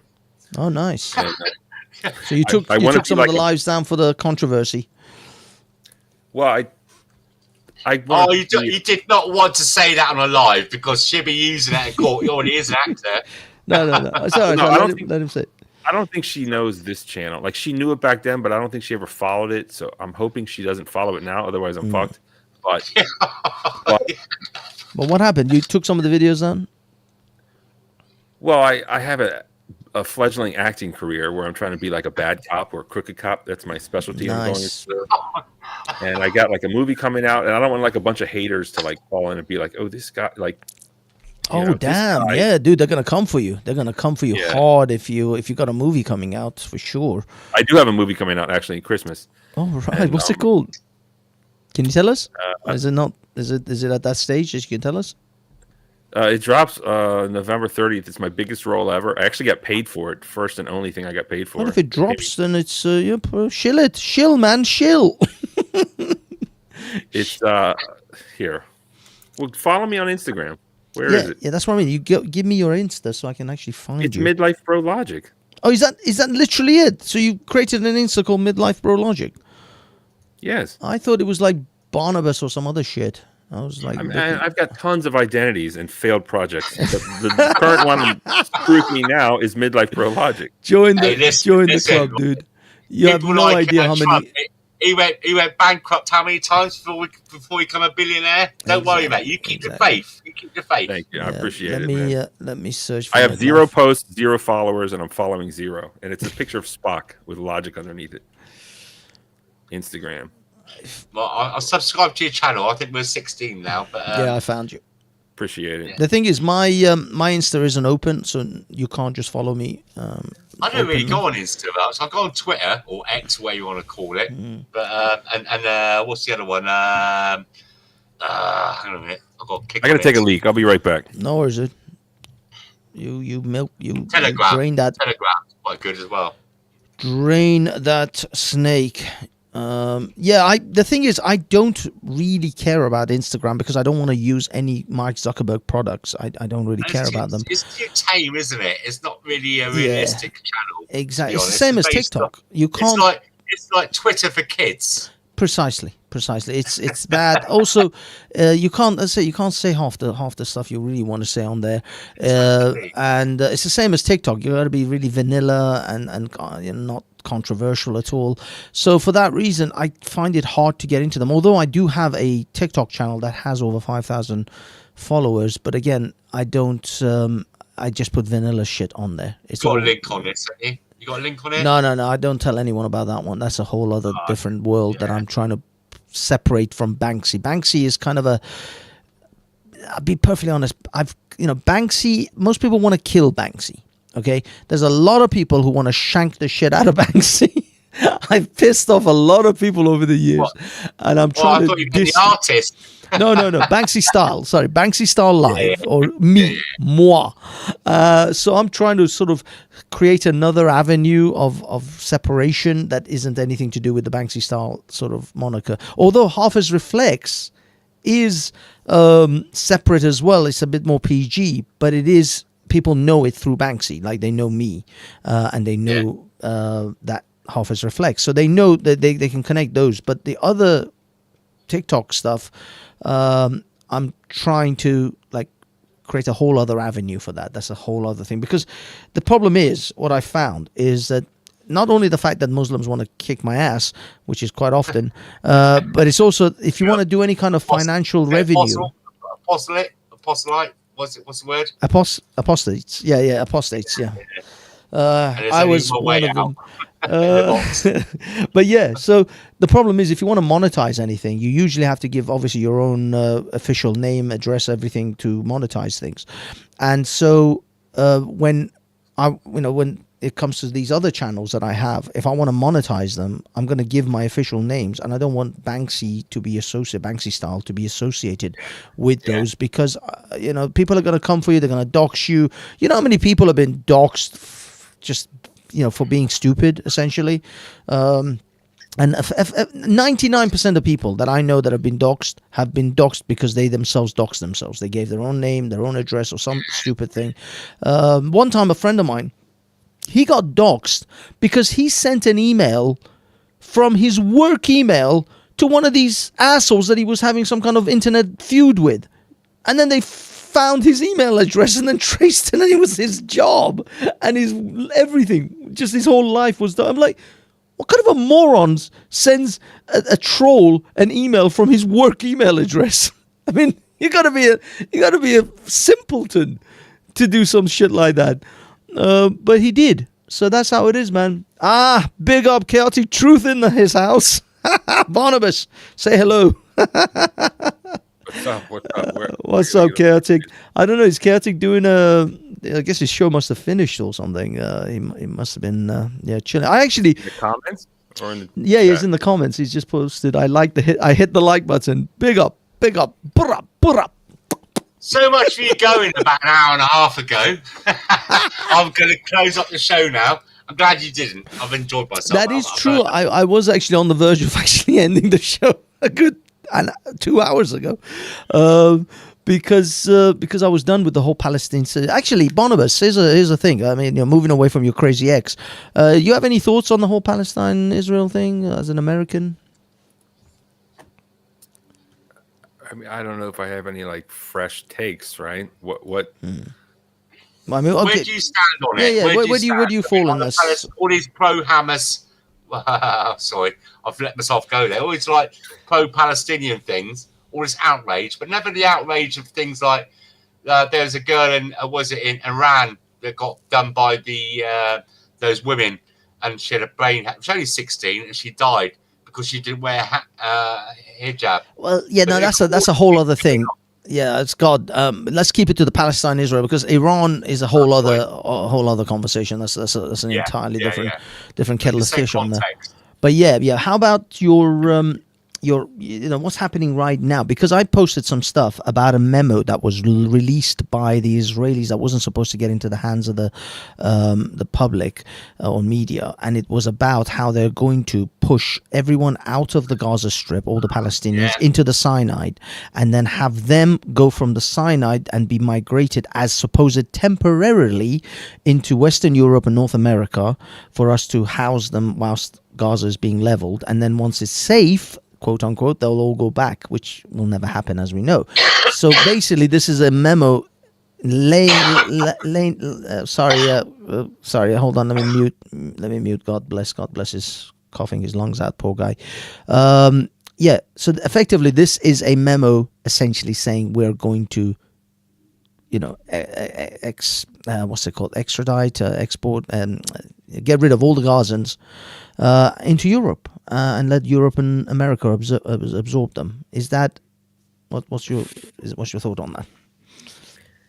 I mean, it sounds horrible. I don't like immigrant. Well, I shouldn't say I don't like immigrants, but I don't want those immigrants. We got enough people here. I don't want any of them. And I don't know what it is. Let me give you Israel, man. Like, I don't want to help any of these countries. I'm on Putin's team, honestly. Putin's just protecting his damn border. Right, he is. Russia got its ass handed to it. Ultimately, prevailed twice through Ukraine. Man, like the Tsarist revolution or whatever it is, the White Russians. Like the whole country fell apart. The monarchy failed, and they got their ass handed to them by the Germans through Ukraine. And then World War II, they really got their ass handed to them. Eventually, they won, but they had millions of people died through Ukraine. So to not listen to Putin, who's just trying to protect his border. Like, America wouldn't allow Russia to put a base in Mexico. And I don't know Ukraine. I don't care about Ukrainians. Russia's not my enemy. And as far as Israel, I mean, just what a mess, dude. I don't want to help any of these countries. I just want to be an isolationist. I want to protect the southern border. I want to make America great again. I don't want 800 military bases around the world. I want a military base on Texas protecting the border. I don't even want aircraft carriers at this point. I just want a couple submarines in the ocean. If anything gets close, then sink it. That's it. Do you see I'm serious. Barnabas, do you see the images I'm showing you on the share here? This is from an Israeli source. Countries and bodies that can contribute to solving the humanitarian crisis in Gaza. Countries in Europe and especially in the Mediterranean, Greece, Spain, contribute absorption and settlement. So this was I say, some of the parts of the materials I was absorption, budgets and financial support to Arab countries for the benefit of this process. This is incentives. Absorption of the cancer, because I'll tell you what, there's 80 Islamic countries, not one of them taking any refugees. And in Africa, 250 Christians, go and check it out, are murdered and slaughtered every day. Yeah. How many Christian refugees are we taking in the UK? Fucking big fat zero. I know, man. And so you know what it is? It's a caliphate. It's history repeating itself. I have to say it as it is. If you look at back in history, we had the Crusades. It's exactly what's going on now. Simple. If you can't see past that, then you've got to do some research. There you go. This is another part of the material. It says large advertising agencies, possible contribution, campaigns to promote this plan in the Western world, and the effort to resolve the crisis in a way that does not incite or vilify Israel, designing global campaigns that are not pro-Israel and focus on the message of assisting the Palestinian brothers and rehabilitating them. Even that the price of that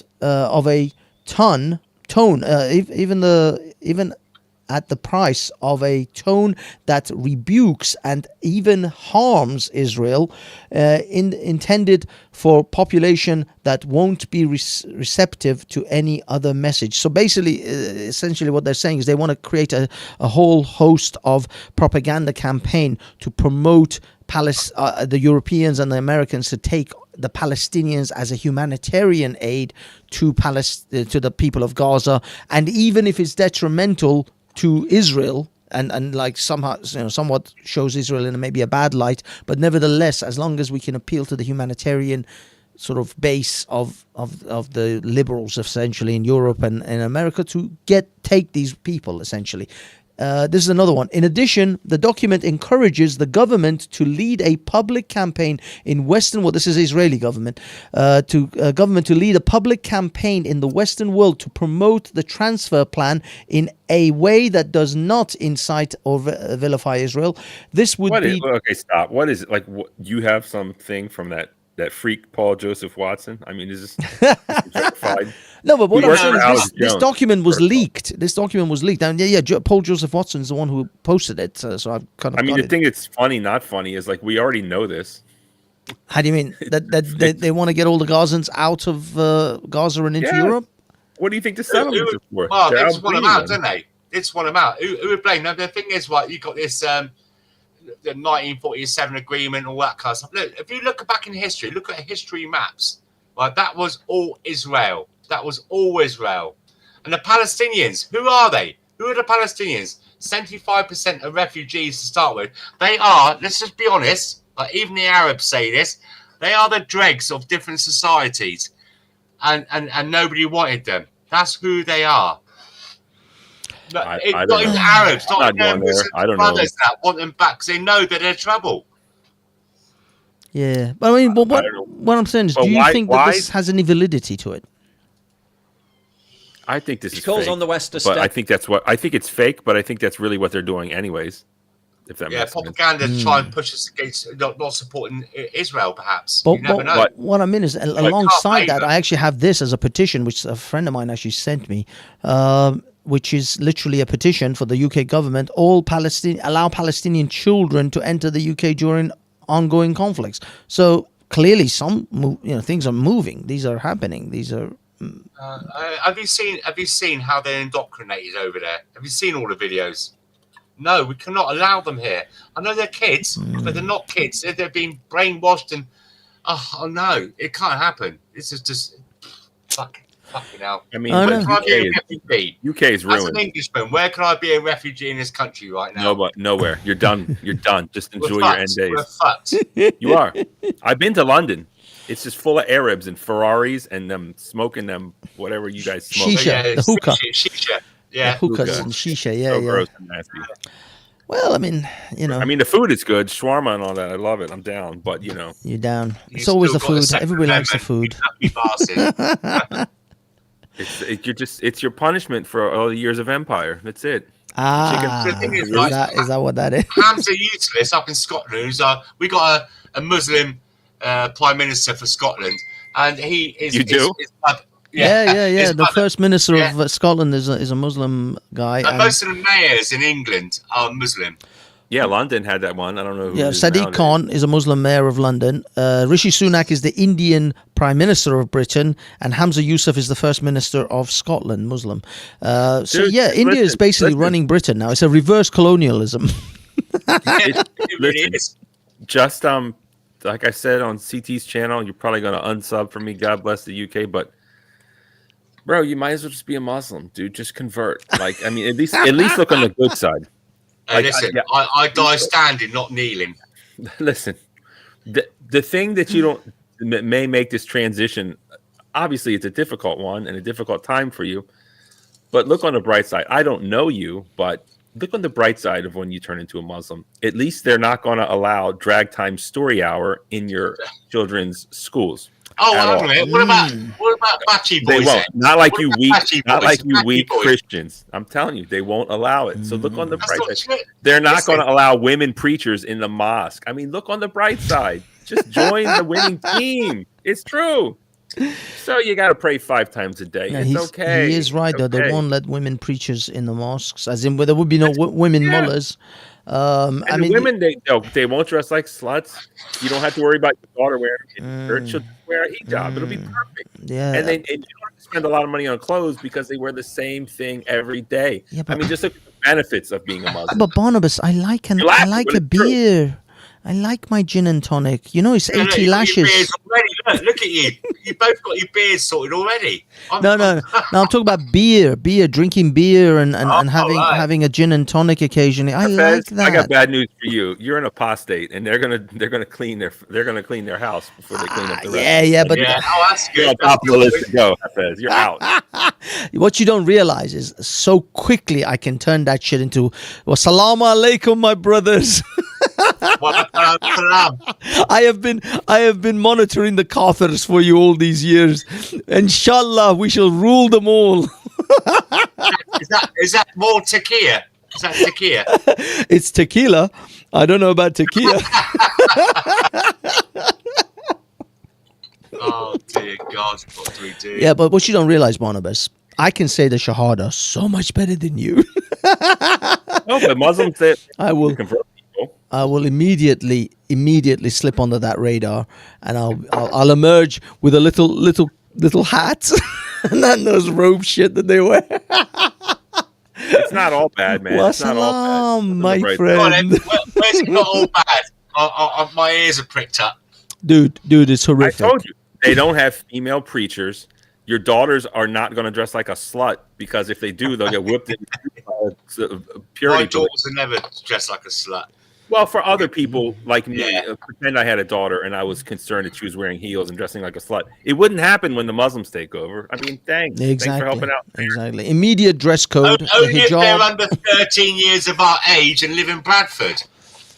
I mean, it's not all good, but there is some good that comes out of it. They won't allow women to be preachers. You don't have to work with women, which I can't stand. I mean, honestly, look on the bright side. I don't. You don't have to spend a lot on clothes for your woman. She's not going to go shopping. She's just like she's going to wear the same sheet every day. It's fine. You just give it like 5 sheets. Everything is blue. You just throw it in. And you just give her 5, and not even blue. It's all black. It's just black sheets. Whatever, 5 black sheets, and then she just wears one. Actually, 7 Monday to Sunday, and she just washes them. During the week, and so we literally got sheet 1 Monday through to Sunday. Hold on a minute. You don't have to worry about what to wear. You just wear the same thing every day. And the men, you just get to wear that turban. What about the arranged marriages? And that moment on your honeymoon, you lift her veil up and go, "What the?" And she looks like Barnabas. At least no one will make fun of you for marrying an ugly wife because no one will see her, so it won't hurt as bad. It's okay. Exactly. It's okay. Your wife can be ugly and fat under there, but she'll just be masked up. You're like, okay. Now, one thing I will say, Barnabas, the niqab, the face covering, is not mandatory in Islam. But if your wife has got a face like a bag of hammers, you will make it mandatory in your household. So you're like, look, love, you're gonna have to wear that mask.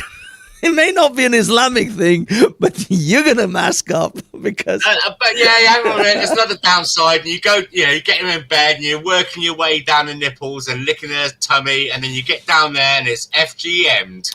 Oh man, gotcha. Man, it's just like a tomahawk. I don't know what the Quran says, but you're probably not supposed to go down on your wife, I would imagine. Yeah. I mean, you do realize under strict Quranic relations, it'll be in the dark, under the covers, missionary, 3 humps, and then you ejaculate, and then she's pregnant the next day.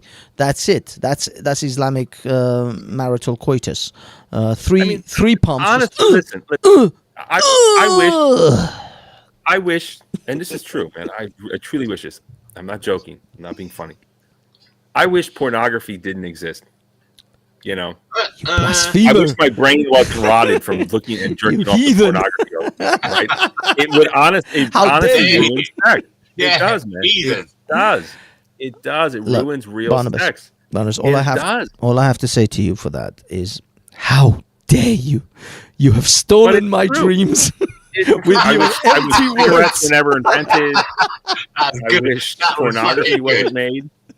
The world would be better. I mean, the Muslims aren't all bad, dude. Just embrace it, dude. That's it. I don't think I can live with a world without porn, dude. Yeah, because you've tasted the forbidden fruit, dude. Eve gave you the apple. For porn, the most downloaded country for gay porn is Pakistan. And bestiality for the largest searches for bestiality porn and goats and donkey is Pakistan. Yeah, it's true. The Google searches indicate that. Speaking of having sex with goats, there right now on YouTube is a video made by Vice News about in Colombia how the mothers tell their pubescent boys to go have sex with goats, and they interview this one guy. No, it's donkeys. It's donkeys. Yeah, I've seen that. It's a true story. They find it as a rite of passage. Yeah. Okay, let Barnabas finish. Go on, Barnabas. And this guy who was like in his 20s or something. Loads of them. There's loads of guys. Is that what you jerk off to? Goats and... Sorry? Is that the porn? Is that the porn that you like best? Look at your mate. What's his name? Hassan. Oh, Hassan. Yeah, look at this. He's just wall to wall. He's a bit animated, isn't he? That are just horrific. Connection sucks. And I have to end the stream and then start a new stream for this shit to all be fixed again. I know what I have to do to fix it. Connection sucks. Take the camel dick out of your mouth. No one can fucking hear you. I've got 720. You're just ruining the whole fucking stream, dickhead. Listen, you and me are gonna collab on my channel. Yes. And I think the topic's gonna be top 10 tips for what to do when Islam takes over America. What do you think? That is a good one. Taffy, is that you, mate? Let me just get Taffy in here. Taffy, talk to me, Taffy. Talk to me. Okay, Taffy, I'm going to drop you, and then you're going to have to give me some indicators that you're there next time. Yeah, it's me. Big up, Taff. All right, Barnabas, meet Taffy. Meet God Bless. Guys, Taffy's another guy who roams the streams, as we know. God bless the panel. God bless. Yes. Barnabas, how to cope when Islam takes over your country? Is that the topic? Yes, let's do that. Yeah, it's kind of a working title, or maybe the best. Look on the bright side. Islam's taken over, but these 10 things will make your life better. Something like that. Life after Sharia. Yes, life for Americans during Sharia law. During Sharia law. But the twist is, no one watches my channel. No one subscribes. Speaking of which, Taff, subscribe to my channel, Midlife Bro Logic. Islam is taking over what? when Islam takes, but it'll be like what to expect during Sharia law, but we'll only make it like positive things, and it'll like piss people off. Four wives. I'm from Wales, so Islam is taking over what? There you go. Wales is already on its way. Oh. Great. Well, hopefully you'll join us. Sub, and get ready. Wales is already semi-Sharia. Yeah. Oh, Wales loves sheep. We don't love fucking Muslims. Come on. Do you know Barnabas? I don't know if this is happening in America. We have roads now, and in fact, most of Wales is 20 miles an hour. You can't travel faster than 20 miles an hour. Fuck. Everywhere there's a street light, it's 20 miles an hour. Yeah, it's insane. It's insane. Because of the Muslims or what? What are you saying? No, this is just some bullshit leftist bollocks that we're getting. This is like, I don't know. Everywhere you see a street light, it's 20 miles an hour. Yeah. Well, 20 miles an hour saves lives. What's the problem? There must be a reason. What? Fuck you, you 20 miles fuck an you. hour. 20 miles an hour. Sorry, guys. Yeah. No, they're saying it's supposed to be some winding roads, dude. That's how the Def Leppard guy lost his arm driving through Wales. Crashed, 20 broke miles his an hour, arm. you'll never get anywhere. I've been to Wales. I took the ferry from Swansea or something, I think. Oh, yeah. From Swansea? I took the ferry to Swansea. No, you mean Ireland. a train. A train. It's got to be a train, man. You can't take a ferry. It's not across the water. It was across the water. No, Wales. The boat. From the Swansea. No, I think you might be confused. You may have to Google Swansea.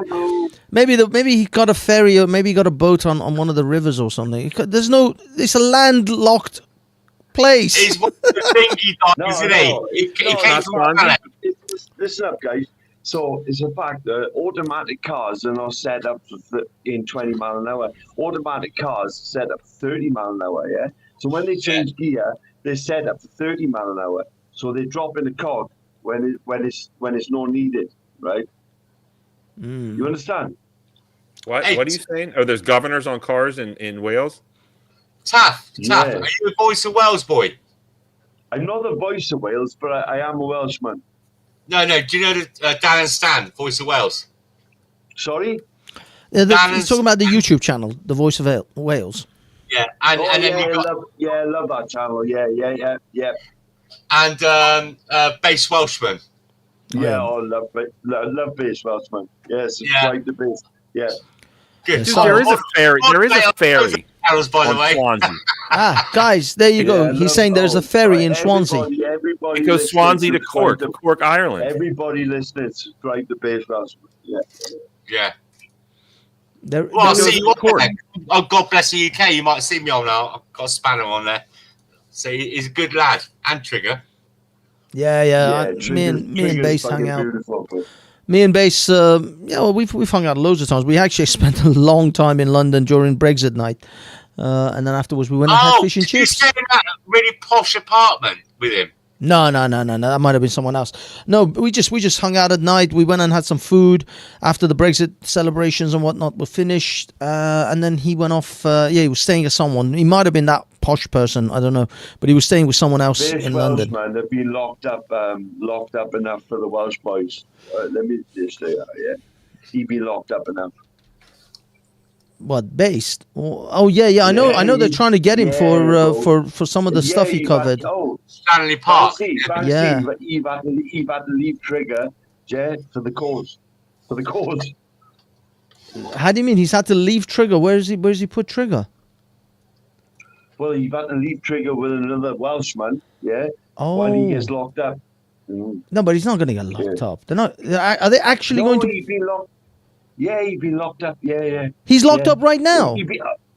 Not right now, but he's been locked up for when he's been in West Wales, because West Wales have had that sort of victory, in Llanelli, and Park.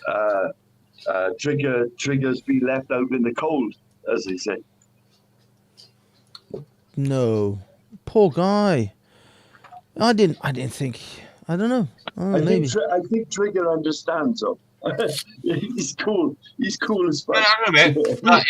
Hugh. Oh no, sorry. That's his Bass Welshman. He's got missus and kids. You know, don't you? The dogs are going to be on his own. Of course. Yeah. He's got a kid? Seriously, I didn't think he had a kid. I didn't know he had a kid. Yeah, it's a family. By the way, you can catch a ferry from Bristol or around Bristol or Portshead to Cardiff or Newport. Yes, there is actually a ferry service available. From Western Supermare, you can get a ferry to Cardiff. So, Banksy, my question to you is, how did you carry on filming while Simon busted his knee? How did I carry on filming? No, I wasn't even. I was just. My camera was on a tripod, and yeah. Did you help him? Or? I didn't even realize I was filming. I'll be honest. People said, "Did anyone capture it?" I said, "I don't think I did." And then I checked the phone, and it was like, "Yeah, it was recording." It was like, "Son of a bitch." I heard he was crying out your name. No, it was a cry out my name. But luckily, I mean, I'll be honest, I kind of went over to try to see if I can help, but then other people rushed in anyway. Hatun and a Christian guy and another Muslim guy. There was just, a lot of people there. I didn't want to like, crowded. They say too many chefs, not enough cooks. So other people wanted to got in there. Yeah, cool. It was just an unfortunate. I'll be honest, it was an unfortunate accident. It wasn't like he got injured because of the trip, but it was obviously linked to the fact that he fell and then he came to stand up, and I guess he must have placed his foot in a wrong way or whatever, and his knee just popped out. That was horrific, though, because I've twisted my knee in the past, and I've dislocated one of my shoulders through jiu-jitsu, and the pain is unbelievable. It's unbelievable, the level of pain. It's just... I can't even describe it. So yeah, it's bad. But to sit in the rain for 2.5 hours for an ambulance to arrive, that was even more egregious. I can't even believe this is the NHS now. This is the NHS. You dislocate or twist your knee or have part of your body dismembered, and it takes 2.5 hours for an ambulance to arrive. It's crazy. But there you go. There you go. That's diversity and inclusion for you fellas. I hope you enjoy that NHS national insurance tax that comes out of your wages every month, because just so you know, it'll be 2.5 hours. Your rotten mouth. Okay, I want Medicare for all. You're lucky. All right, you're lucky. Israel has Medicare for all, and America pays for it, but we don't have it. Yeah. What the F? What the F? Oh, whoop-de-doo. You're rolling around with a bunch of hairy Brazilians getting sweaty. First off, you're gay. Who would purposely do that? Like, what has to go through your head to be like, let me roll around with sweaty, hairy Brazilians on a gay sex mat? Like, did you watch Brokeback Mountain? Like, in fact, it was because of Brokeback Mountain. Do you think you're tough? You're not. You're old. You're fat. You got your little knee out of whack, and you're like, wah. I can't get 911. Newsflash, it's not a life-threatening emergency. I in fact started Brazilian Jiu-Jitsu because of Brokeback Mountain. I saw that and I was like, I want me some of that. Yeah, that's the problem. I want me some of that Heath Ledger love. I hate people that do Brazilian Jiu-Jitsu, and I hate people that like talk about how cool it is, and I hate how they're trying to make it this rite of passage. No. It's for cowards that don't want to box. It's for cowards that don't want to get punched in the face like you. And in the end, the funny thing is, you legitimately got injured because you're such a coward. You didn't want to get punched in your ugly fat face. That's what it was. That's what it was. Like, actually, it's almost like you don't deserve it, but it's like, it's funny. It's funny. It's funny. Like the thought of rolling around on a mat with another man is like the gayest, grossest. Like, I would rather do like roll around with another man on top of you. You see, look at this. Look at it. And now I just want to make sure. First of all, it was Russian combat sambo. It wasn't Brazilian jiu-jitsu, but it's exactly the same thing. It's almost the same. Whatever, man. Yeah. It's all the same. It's all the same. You're rolling around with some sweaty dude with a boner, but in the north-south position with his nuts in your face. You're this gay. is it. This is the thing.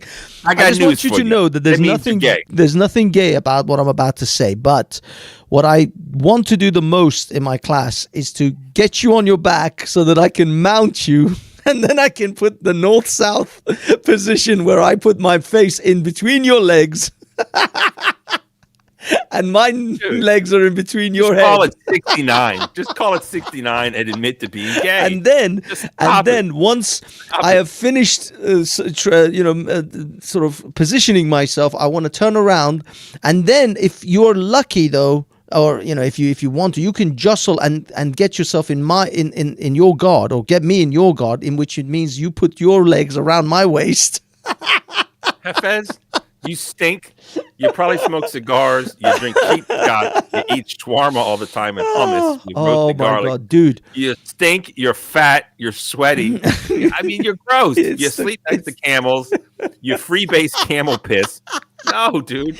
I want to get as far away from you as possible. This is disgusting. The last thing I want to do is some homosexual rite of passage to be a man. I'd rather be a bitch than roll around in a fucking mat with you. You fuck, man. No. There's nothing gay about that. There's nothing gay about what I just said. There's nothing gay about rolling around on a mat all with a sweaty Brazilian with hair stuff. in the north-south position. Dude, that is the gayest thing ever. And then I'll get you in my guard, where I will wrap my legs around you and then pull your head closer to my chest and keep you there. It sounds like teaching people how to rape men. No, gross. And I just want to, all I want to do is get the back mount position so that I can take you out. I know. Look, it's true. Brazilian Jiu-Jitsu is the gayest. I don't know if you know what that is, but that's what housewives do back in the 80s. Take a jazzercise class. It's more Taibo and jazzercise. Yeah, take a Taibo. You can fit with that, honestly. It's too much. It's true. It's messed up. It is. It's the gayest sport. I can't deny it. It's the gayest sport, and it is the most effective gayest sport in the world. I mean, come on. Khabib Nurmagomedov. He does it. He does the Russian. He actually does what I did, which was combat sambo. And of course, all the Brazilians, Gracies and all the rest, they all do the. Yeah, but Brazilian you're still a wuss. You're still gay. You're still old. You're still fat. You're right. Whatever. You're right. But so if a man wants to take advantage of you and rape you, you're done. Just bend over. Actually, and it's the other way around. If they want to rape you, it's usually the Brazilian Jiu-Jitsu guy who gets the mount position.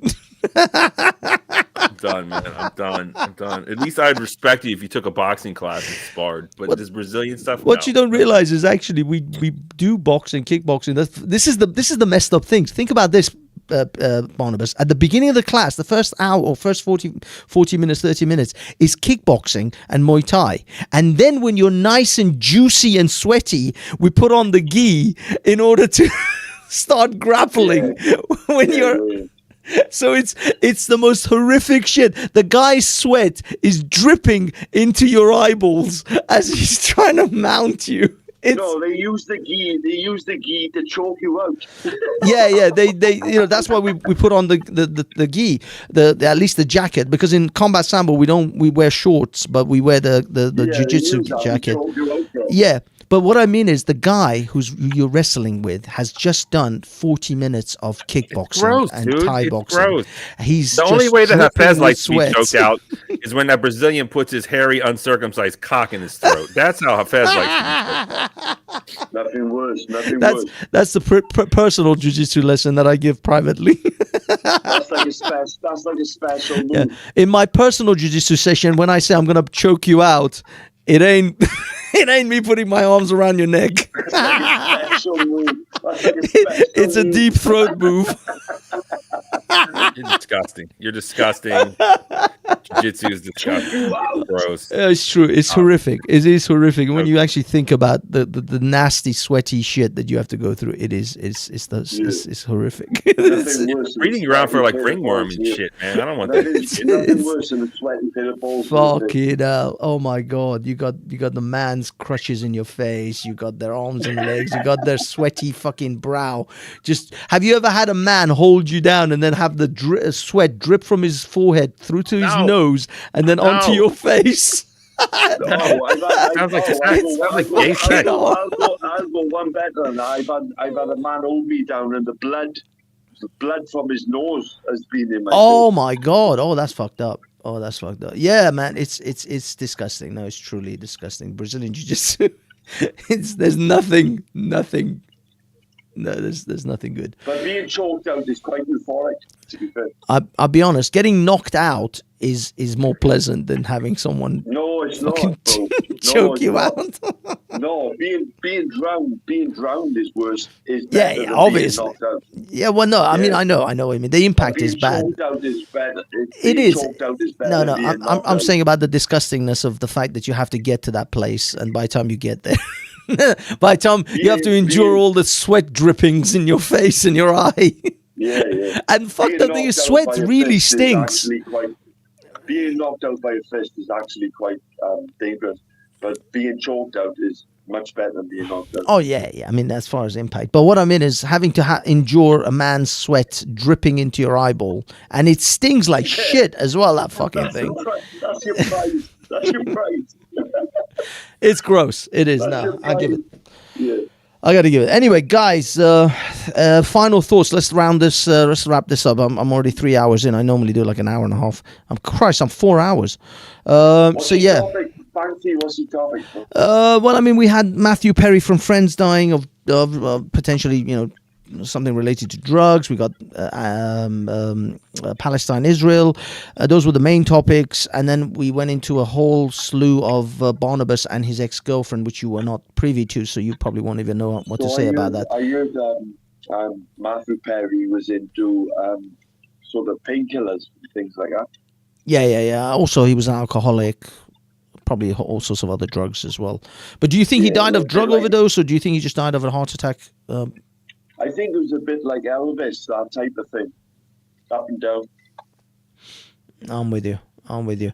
Barnabas, how about you? Final thoughts? Anything you want? America needs to become an isolationist state. Hold on, Taffy, hold on. This is Barnabas' moment. America needs to become an isolationist state. We should defund everything outside of America. We should declare war on poverty, urban blight, and rising medical costs, and make Raytheon and all these other big companies beat them from America. I don't want to give Israel money. I don't want to give Ukraine money. It's not our problem. Why are we making it our problem? Rest in peace, Matthew Perry. He didn't do anything against me. Dude had a great career, lots of money, and drugs are nasty. And you never know who they're going to latch a hold to. And poor guy died, and he had a lot to live for. I mean, if I was rich and famous, even if I was past my prime, he could still bang them LA chicks, and I never could. So shout out to him. Nice. And Hafez, gross. BJJ is gross. I wish we had Medicare for all. So just shut up. Don't complain about it to me. NIH or no, NHS. National Health Service. Banksy, can you end the show on the French theme tune? Dude, I'm gonna get copyrighted for that. Are you kidding me? I'm probably copyrighted already. Well, do you want to sing it with me, Banksy? Huh? Can you sing it? Yeah, we can sing it. You ready, Banksy? Ready? Go on, go for it. 1, 2, 3, 4. You never noticed that can be this way. Oh, fuck me. Every day. Hafez is the camel sucking gay. Hafez is gay. No, he is gay. Let me see. Hafez sucks camel penis. That's all he likes. All right, peace out. That sounds awesome. Thank you. Peace. Hafez, get ready for that. I'm gonna hit you up on Instagram randomly when I feel up to it. Sharia law. What is it? What's the title again? Life was it Life After Sharia in the United States? Or something of that nature. Sharia law, what to expect when it comes to America. Top 10 positive things. No, don't say no. That's we got to trick it. Oh, I see. We're gonna bring it'll him all in. be bad, but only do like good. It'll be hilarious. Okay, so the best. No, not the best thing. So okay, life under Sharia. What would life it be under like? Sharia? What to expect? Perfect title. Sounds good. Big up, Taffy. Take care. Cheers, Barnabas. Peace out. Thanks. Okay, and Barnabas is out, and I am out too. All right, boys and girls, this was another fantastically shitty show with a shitload of lag and all sorts of other things. Thanks to